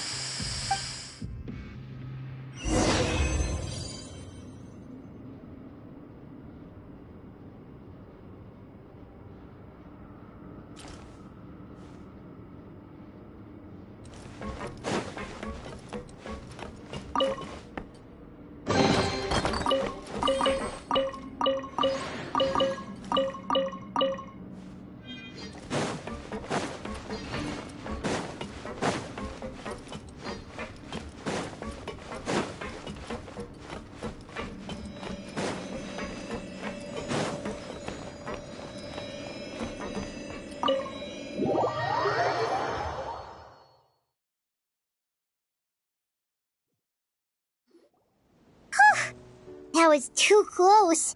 That button is a real nasty piece of work. Oh, don't be too quick to sit down. Moving around a little will help relieve the soreness. Same goes for you, Traveler. Oh, but Paimon, you should be fine, right? Flying fast is pretty tiring too, actually. Anyway, that's not important right now. Paimon's still shocked to learn that there's a whole criminal operation going on behind that skincare lotion. Shame I ended up giving the improved version to Potten after finally making it for you. I'll make you some more, I promise. No, please don't. Paimon doesn't want to use that stuff anymore. Still, it was a pretty good job that Paimon wanted to buy some in the first place, huh? It ended up saving everyone's lives. That's gotta count for something.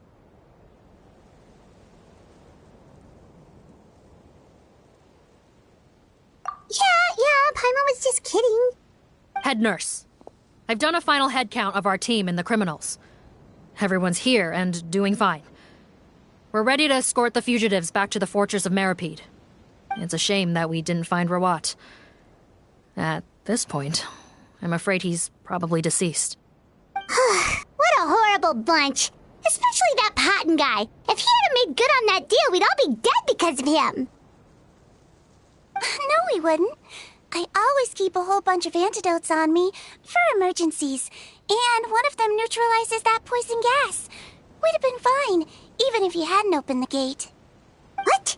Then why did you give him the potion? If this is true, I must concur. Sorry to be blunt, but I think you made a bad decision by handing him that bottle.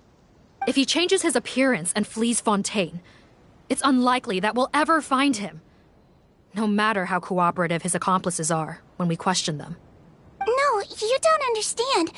I gave him the potion precisely so we could be sure where he'll go next. What do you mean? We gotta hurry. She won't last much longer.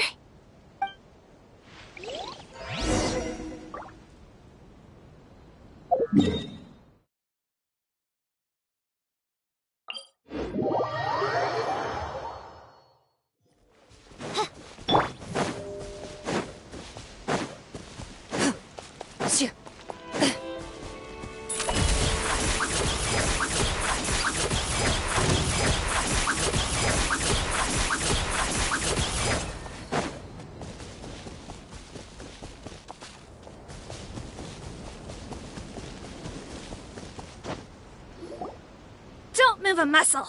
I might be short, but I pack a mean punch. Captain, you're just in time. While I was lying in wait, I spotted this crook snooping around, trying to find a way in. So I detained him. Oh, his face. Are you... Potton? So this is where you were heading, huh? What? This is how Potton looked before his face was marred. His current appearance matches the mugshot on his arrest warrant. I see. Wait, so what's going on? Wasn't the whole point of the potion to disguise himself and escape Fontaine? Why would he change back to his original face and run right into our trap? Enough of this nonsense. Let me in! You better pipe down. There's an old lady in there who's very sick. No way are we letting a crook like you inside. To heck with it. Listen to me. I'm Rawat. That's my mother in there. He's gotta be lying, right? Rawat was a victim in all this. He was forced into it against his will. How can he and this monster be the same person? Forced against his will? That's the funniest thing I've heard all day. Back when I was being coerced, everyone thought I was colluding of my own free will. And then when I actually became a criminal in my own right, you all suddenly thought I must be under duress. Amazing what a difference a handsome face makes. Save us the speech. Explain yourself. You want an explanation? Fine. I'll tell it how it is. When I was just Potton, the whole world treated me with contempt. Ew. What do you want? Get away from me. Women despise me. Collaborate? You don't look like much of a researcher to me. My peers scorned me. Mr. Potton, was it? I'm most interested in your research. Consider my offer carefully. I doubt you'll find other investment opportunities. Only villains would work with me. You want out of the game? Forget about it. Turns out, I slipped up a little. Left your picture with some Marechaussee Phantom officers. Easy mistake to make. Now they've listed you as an accomplice and drawn up an arrest warrant. So I suggest you put any thoughts of running away to rest. If you get caught by the guards for being in the synth business, you ain't ever seen the light of day again.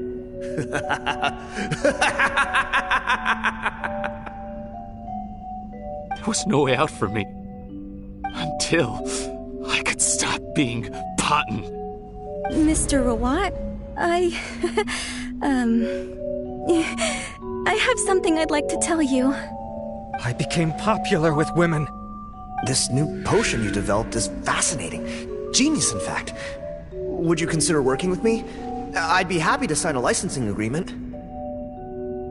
My peers looked up to me. I'm very interested in your research, sir. You must no doubt have offers from countless investors, so far be it for me to ask for a full collaboration, per se. I merely wanted to express my interest. No pressure at all, naturally. and the villains even began to fear me. Becoming Rawat showed me what a superficial world we live in, but I did not hold a grudge. After all, this superficiality could be made to work in my favor. Or so I thought. But alas, the world seemed bent on finding a reason to make me despise it. Mother, I'm back. How are you doing? Who are you? I bought the best medicine Mora could buy, but nothing would cure her illness. In the end, I hoped she'd at least be able to see her son one last time before she passed, but when everyone else rejected me, the only person who cared about me was my mother. Then, when I became a rising star in the Fontaine Research Institute, I was unrecognizable to her. I have to let her see me again. Even if it means donning my own wretched, ugly face.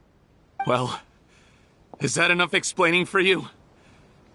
Now do you understand? Let me inside already! Have you ever considered if you'll even be able to look your mother in the eyes after what you've done? You found a way to completely change your identity. You could easily have escaped from them. But no, you chose to keep working with them. Why would I want to give up on such a lucrative business? The profits were dozens of times that of the synth business, and it was all above board.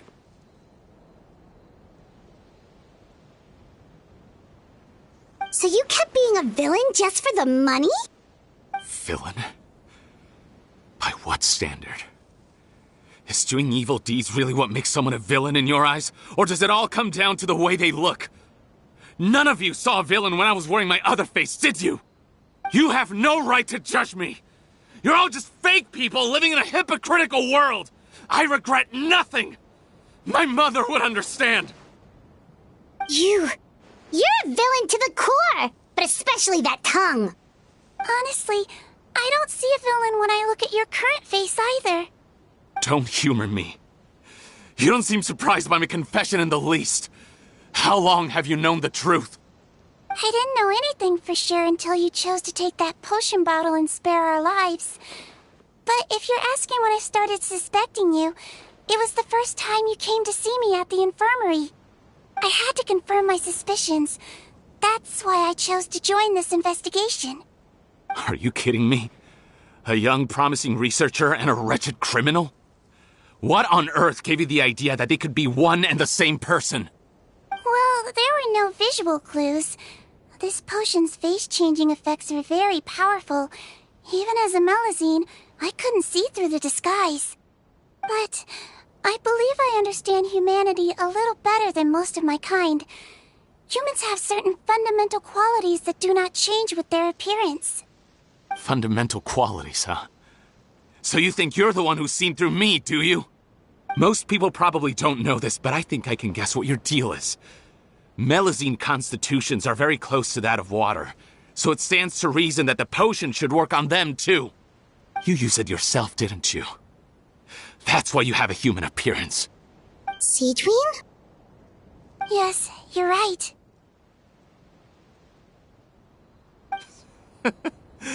I'll bet it was back in the days when Melusines were discriminated against because of their appearance. It was either carry on living in the gutters as part of an alien race cast out by humanity, or become the head nurse of the fortress of Meripede, revered by all. Not a hard choice to make. It's a no-brainer. So you see, you and I were the same. And I'm the one who saw through you! That's not important right now. You came here to see your mother, didn't you? Well, I can grant you your wish. Huh? Head nurse, I'm not sure that's a good idea in his current state. Don't worry. Back in the warehouse when I traded the potion for our lives, I was doing it to test him. He was willing to risk sacrificing his only chance of escaping capture by opening the gate in exchange for the potion. Also, he could see his mother again. If nothing else, his concern for his mother is genuine. I see. So before you arrest him, Please allow him to see his mother one last time. The Traveler and I will accompany him. You have nothing to worry about. All right. I understand.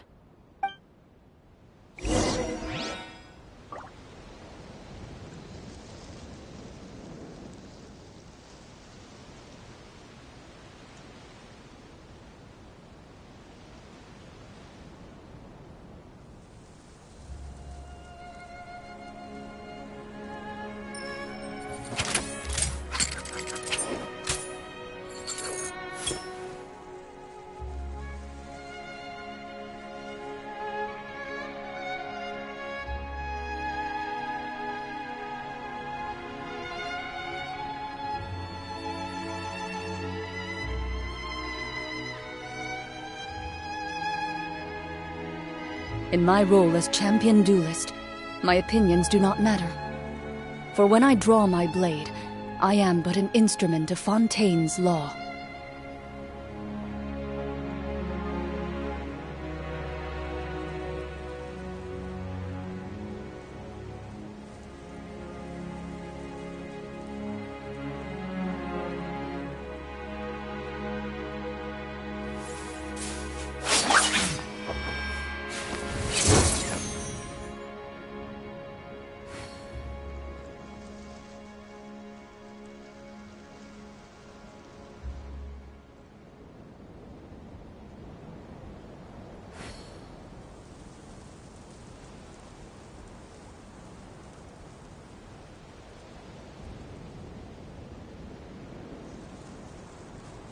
A duel is a battle of wills, and the sword an extension of the duelist's spirit. If your heart recoils in fear, then your sword may as well be in its scabbard, because you will not wield it effectively against your foe.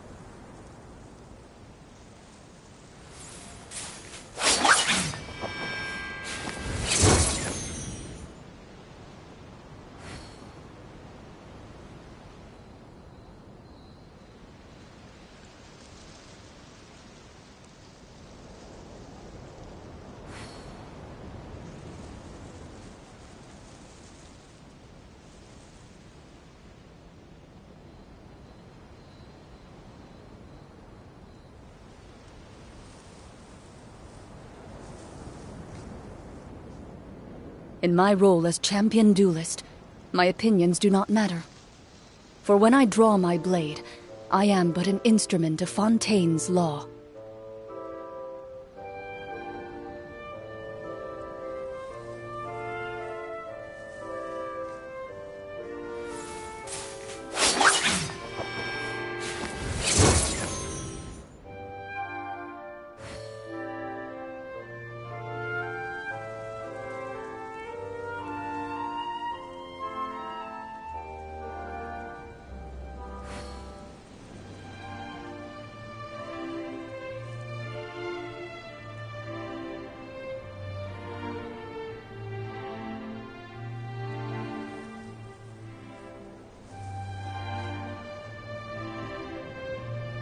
I've faced many opponents in my duels. Most of them I defeated. The rest surrendered. No, I have never lost a duel.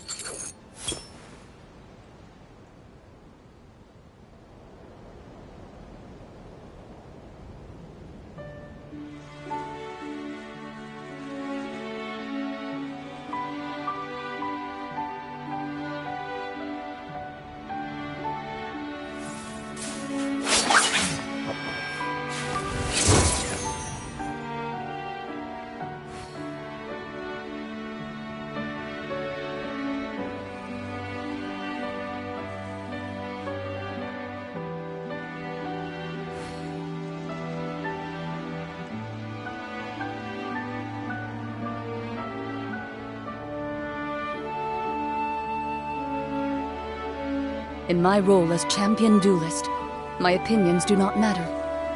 For when I draw my blade, I am but an instrument of Fontaine's law.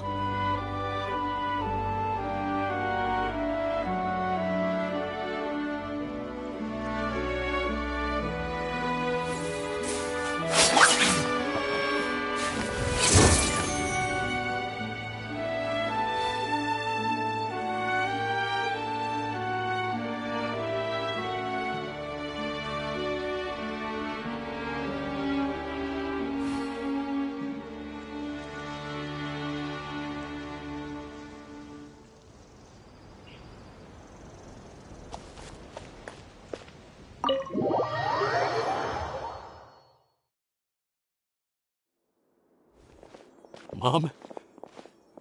It's me, Potton, your son. You recognize me now, don't you? Mom, what's wrong? I'm sorry, but I have some bad news. I examined your mother last time we were here, and it appears that due to her prolonged fever, she's lost her eyesight. What? Your appearance no longer has any bearing on her ability to recognize you. But there are always other ways to remind our loved ones who we are. Wouldn't you say? No, it can't be. Please, Mom, open your eyes. It's me, your son, Potton. If you really can't see my face, then here, take my hand. Tell me you feel your son's hand. I've done so much to get to this point.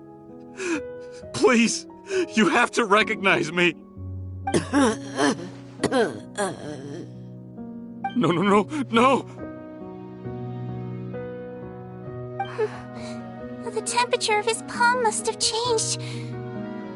I'm sorry. It seems I couldn't bring him back to you after all.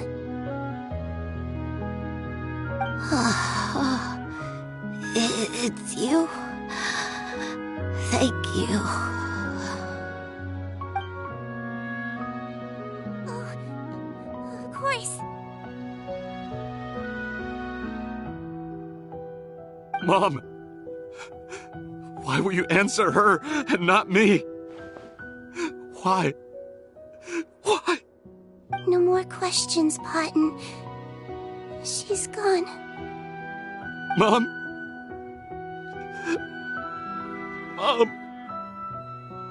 I'm sorry to say this, Potton, but you and I are not the same.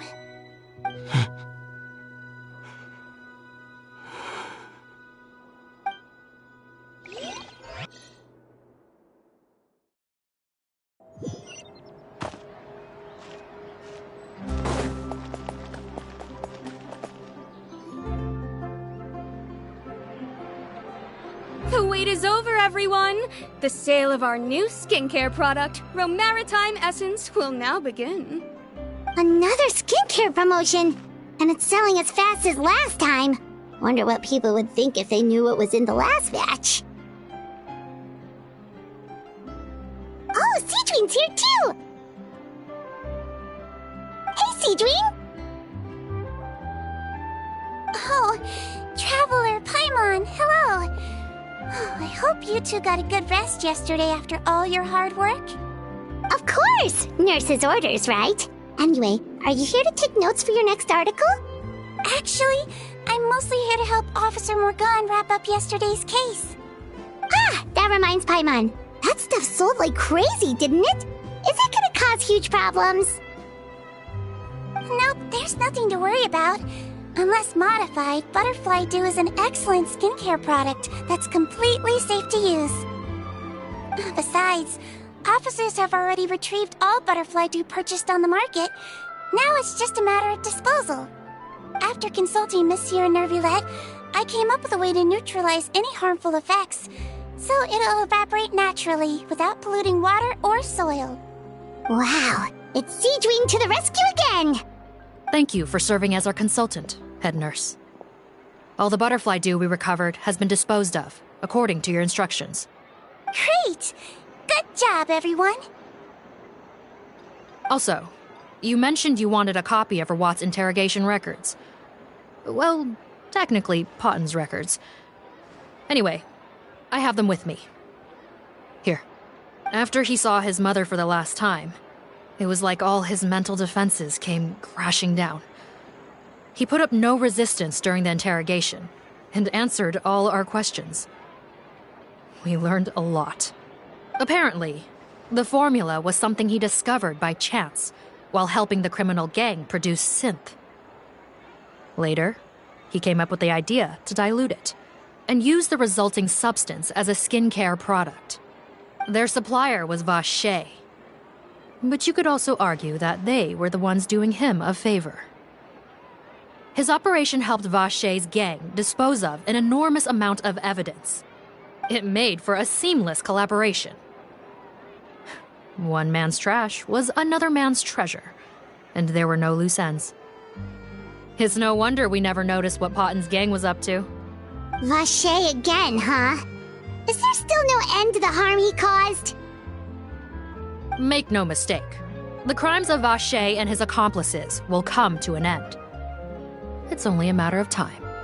Since the flood cut off their supply of primordial seawater, they've been forced to resort to riskier methods, like using their private reserve to attack people on the street. Naturally, those attempts all ended in failure. After receiving numerous reports, we were able to zero in on the gang and eventually round them up. That sounds more like it! Based on what he told us in his confession, we pretty much had him backed into a corner, even though he made a point of distancing himself from the gang while disguised as Rawat. He tried to throw us off his tail by reporting his accomplices, giving him enough time to transform back into Potten and see his mother one last time. But there was one thing he hadn't anticipated. Even though Potten had been missing for a long time, we were very much still on the lookout for him. So the moment he appeared in public after changing back to his original appearance, we caught him. So he tried this once before, huh? Guess he really did want his mother to see him again. But in the end... Looking at the interrogation records, it seems like he spent the first sum of money he earned as Rawat on his mother's treatment. Yes, which is why I suspect that his initial motive for using the potion was not personal greed, but a desire to become somebody who had the power to save her. Even so, he went too far. In the end, he got what he deserved. I understand. Thank you for bringing me these records. Why did you want them anyway? Potten was one of my patients, so I need to put together a medical file for him. My teacher always stressed that a person's life experiences are just as important to their file as their medical history. Why are you still treating him like your patient? Isn't he kind of beyond redemption now? Well, that may be true, but a patient is a patient, regardless of the choices that bring them to my care. One last thing, head nurse. Please keep everything you know about this potion a secret. It would be for the best if most of Fontaine knows nothing of its existence. I know my fellow officers and I will be able to sleep easier if that's the case. Of course. Not to worry. Thank you for understanding. I'll take my leave then. So, Sigewinne, did you really use that potion yourself? Why do you sound so surprised, Paimon? I told you all about it. It was quite a while ago now. You mean that story about the witch and the potion? So it was really, actually, genuinely a true story? Yes, it really, actually, genuinely was. But... I know. There are some secrets I can't tell anyone about. But considering everything we've been through together, I know I can trust you with them. Before I tell you, though, could you follow me somewhere?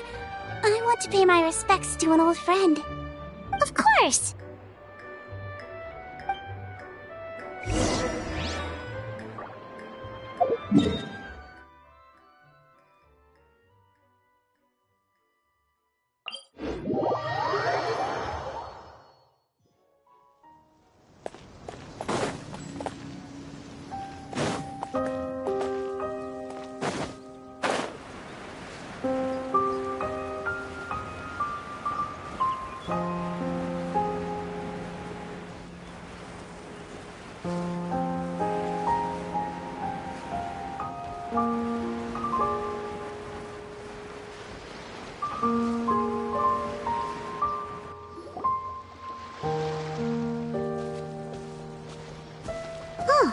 Nervalette and Risley, they're here too!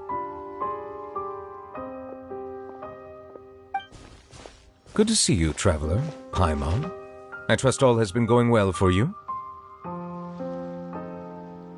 Big news, everyone. The Udex is out of his office on important business. Is that genuinely something people would consider big news? Why wouldn't they? Important business is a big deal. Ah, yes, you're quite right. When someone you care about requires emotional support, being there for them at the right time and place is of the utmost importance. After reading the Maréchal Phantom's reports, I had a feeling a trip here might be in order. Take note. That, my friends, is how Monsieur Neuvillette shows that he cares. We're both here for the same purpose, actually, to accompany Sigewinne as she pays her respects to her late teacher. So the old friend she mentioned was her teacher then? The witch? Oh, sorry. Paimon didn't mean to be rude. It's only because Sigewinne calls her that all the time, so... I doubt she considers that title to be offensive, Paimon. Don't worry. Indeed.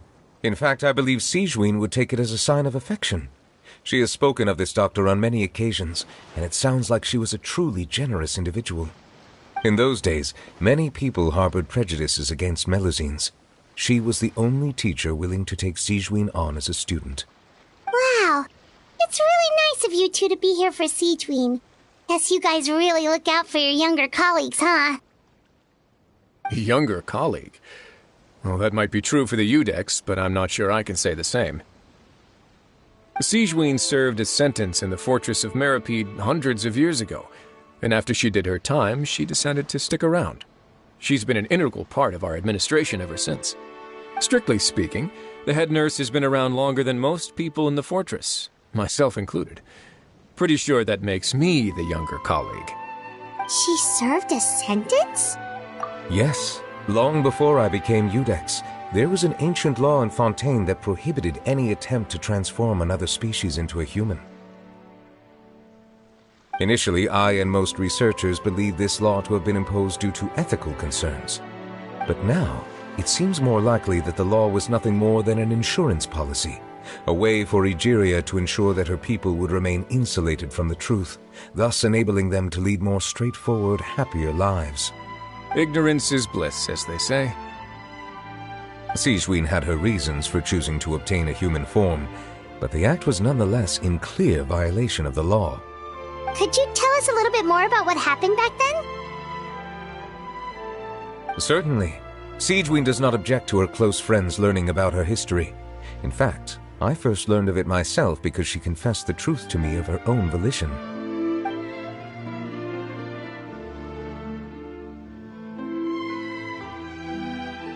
Even with their daughter so ill, they kicked you out? Stubborn as always. And prejudice isn't a disease I can cure, either.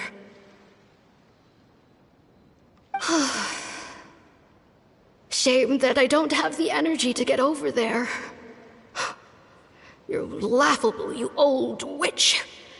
You want to save everyone in Fontaine, but you can't even save the patient before you. Master, what are you... I discovered a strange disease, one I suspect that every Fontainian suffers from. But without witnesses or proof, no one will believe me. I had no choice but to experiment on myself to find a cure, but I hit a wall.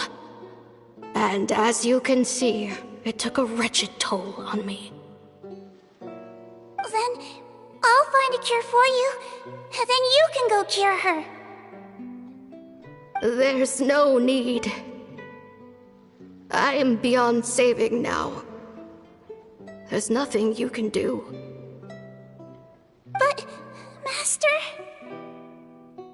As I said before, a doctor's duty is to treat whatever ailments they can. I know, but they don't trust me at all.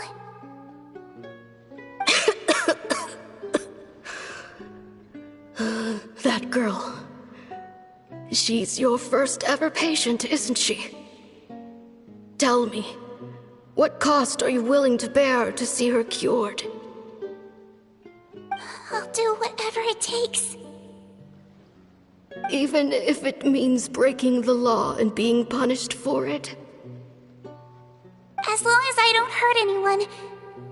Yes.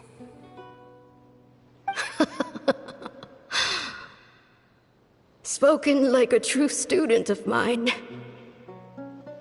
Then I shall make one more final gamble. And see my experiment through to its end. Leave me for now, and come back in 2 hours. If I am able to work this miracle, then I will have found a way to save all Fontanians, and I shall be able to help you treat that girl. If not, then it means there is one more disease in this world that I cannot treat. In that case, do not come looking for me. I will leave you a parting gift. An accidental discovery happened upon through my study of this strange disease. It has little use, but it will at least help you cure this one patient you can reach.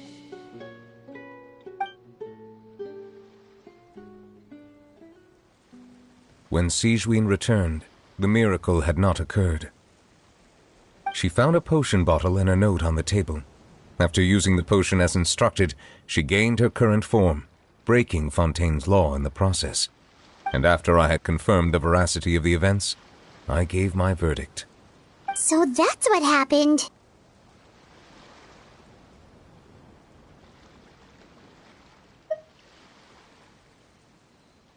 I fear Sigewinne only understood the full story after the truth about the dissolution of Fontanians was uncovered. When I reflected on all this with that knowledge in hand, I felt a deep sense of regret. As I use the law to uphold justice, there are times when I cannot help but acknowledge its ruthlessness. After the final details of the events surrounding Sigewinne's transformation came to light, I checked several sources and, thankfully, the legal code does not require Sigewinne to shoulder any additional punishment. Wonder how she feels about all this. Since she invited you here, I imagine she intends to speak of these matters with you, no?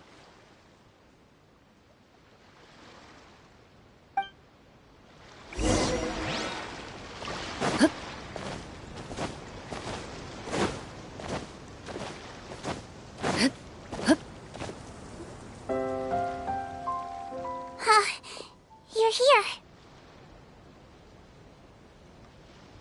The old friend I mentioned was my teacher.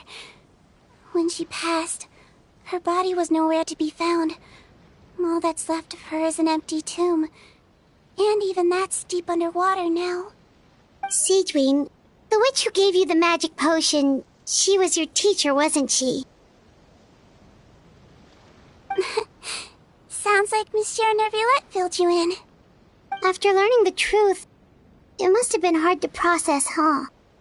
Well, to be honest, after I realized what really happened that night, my first thought was that it kind of made sense. It seemed exactly like the sort of thing she would do. But she was planning to sacrifice herself and never told you. That's just who she was. If lying is what it took to get a kid to take their medicine, then that's what she'd do.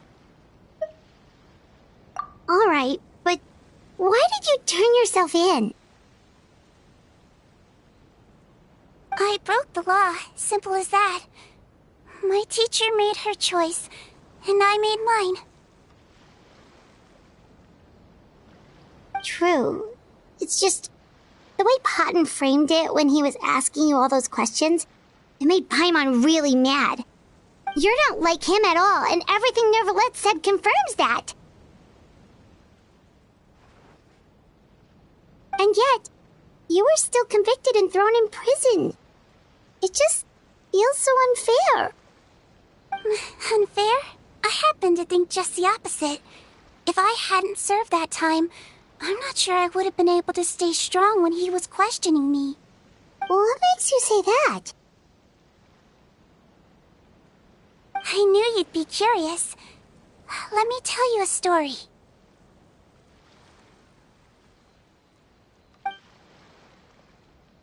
The verdict came down.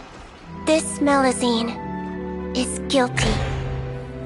The Iudex defended the authority of Fontaine law, but he did not confiscate the Melusine's medical kit. And so, the Fortress of Meripede gained a new little doctor. She still wore her hood and raincoat, even though it never rained in the fortress.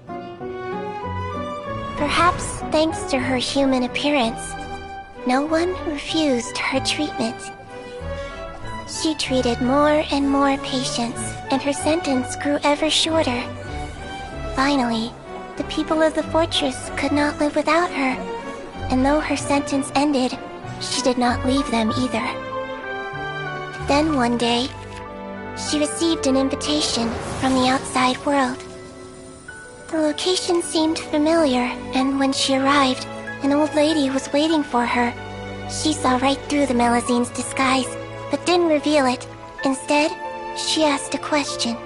Tell me, why do you think you gained the respect of so many people, despite being a Melusine? Because I look like a human? It's been 50 years, Sigewinne, and you haven't aged a day. I think everyone knows you are not human. I finally found you, after all these years. I still remember, you know. It was you who saved me that night. But how? I was no longer a Melusine by then. Does it really matter if you're human or Melusine? I remember the warmth of your palm. It's quite unmistakable. And you know what? It hasn't changed one bit. You don't have to hide anymore, Sigewinne. These days, everyone wants to make friends with Melusines. And I think that it's all because of you. I'm sorry I couldn't say this until now, but thank you, Dr. Melusine. Now that's an ending Paimon can get behind. After hearing everything Paten said, I wanted to tell him that it didn't matter who he looked like on the outside. But it was too late. The warmth in his palm had already disappeared.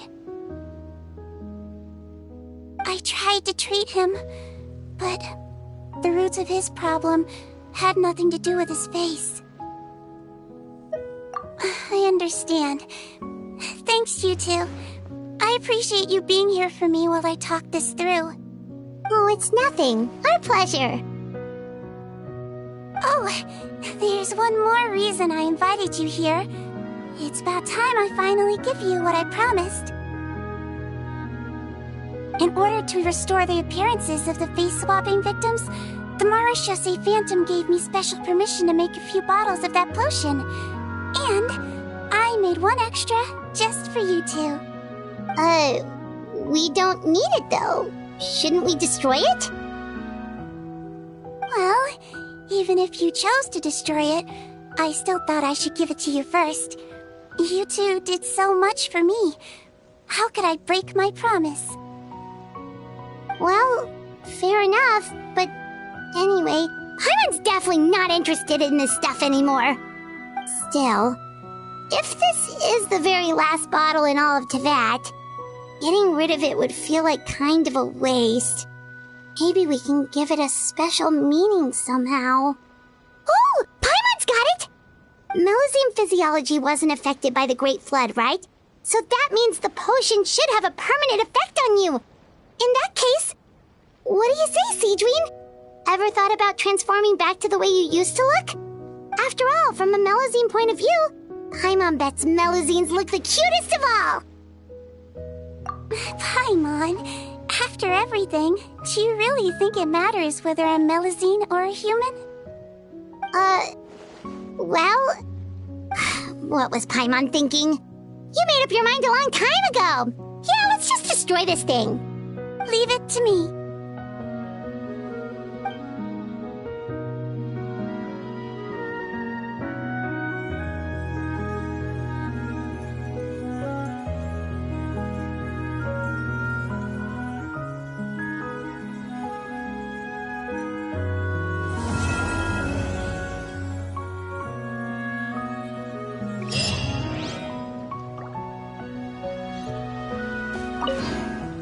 I'd like to stay here with my teacher for a little longer.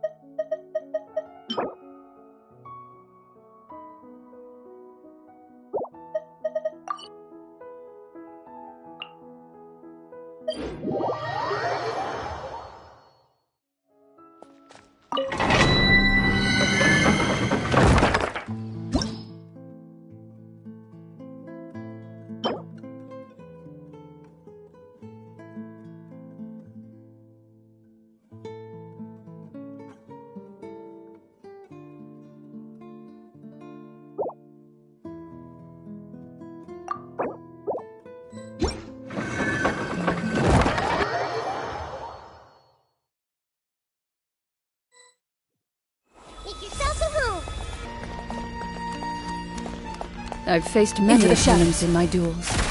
Most of them I defeated. Surrendered. No, I have never lost a duel.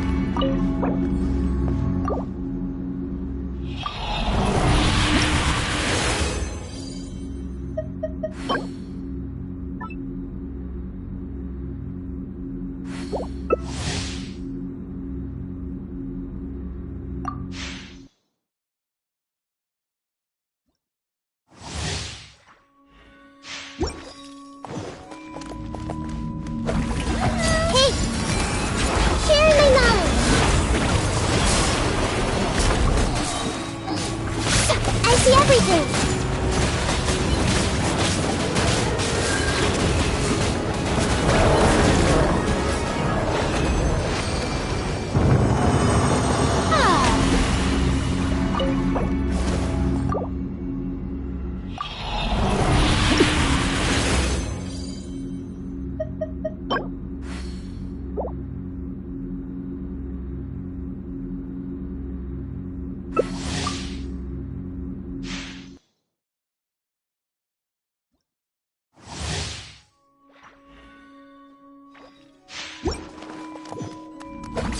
Everyone hold hands! Make yourselves at home!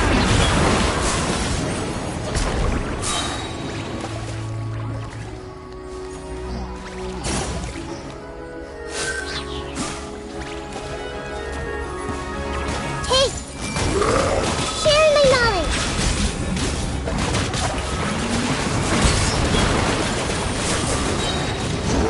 I see everything!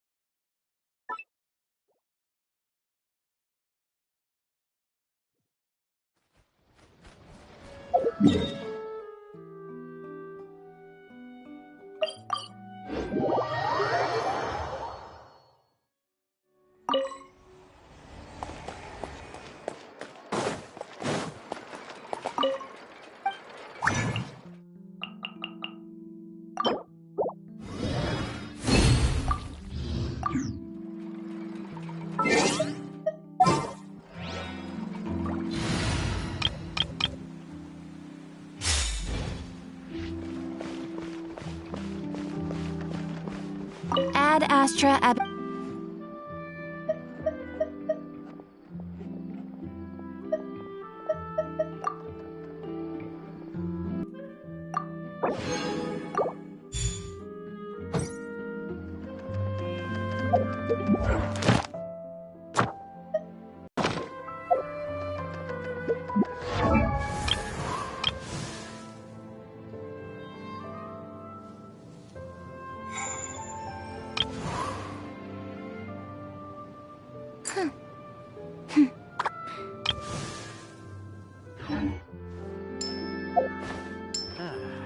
There'll be an extra.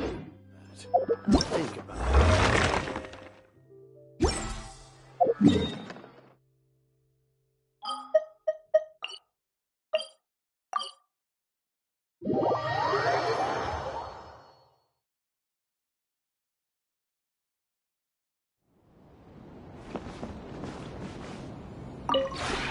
This realm is true.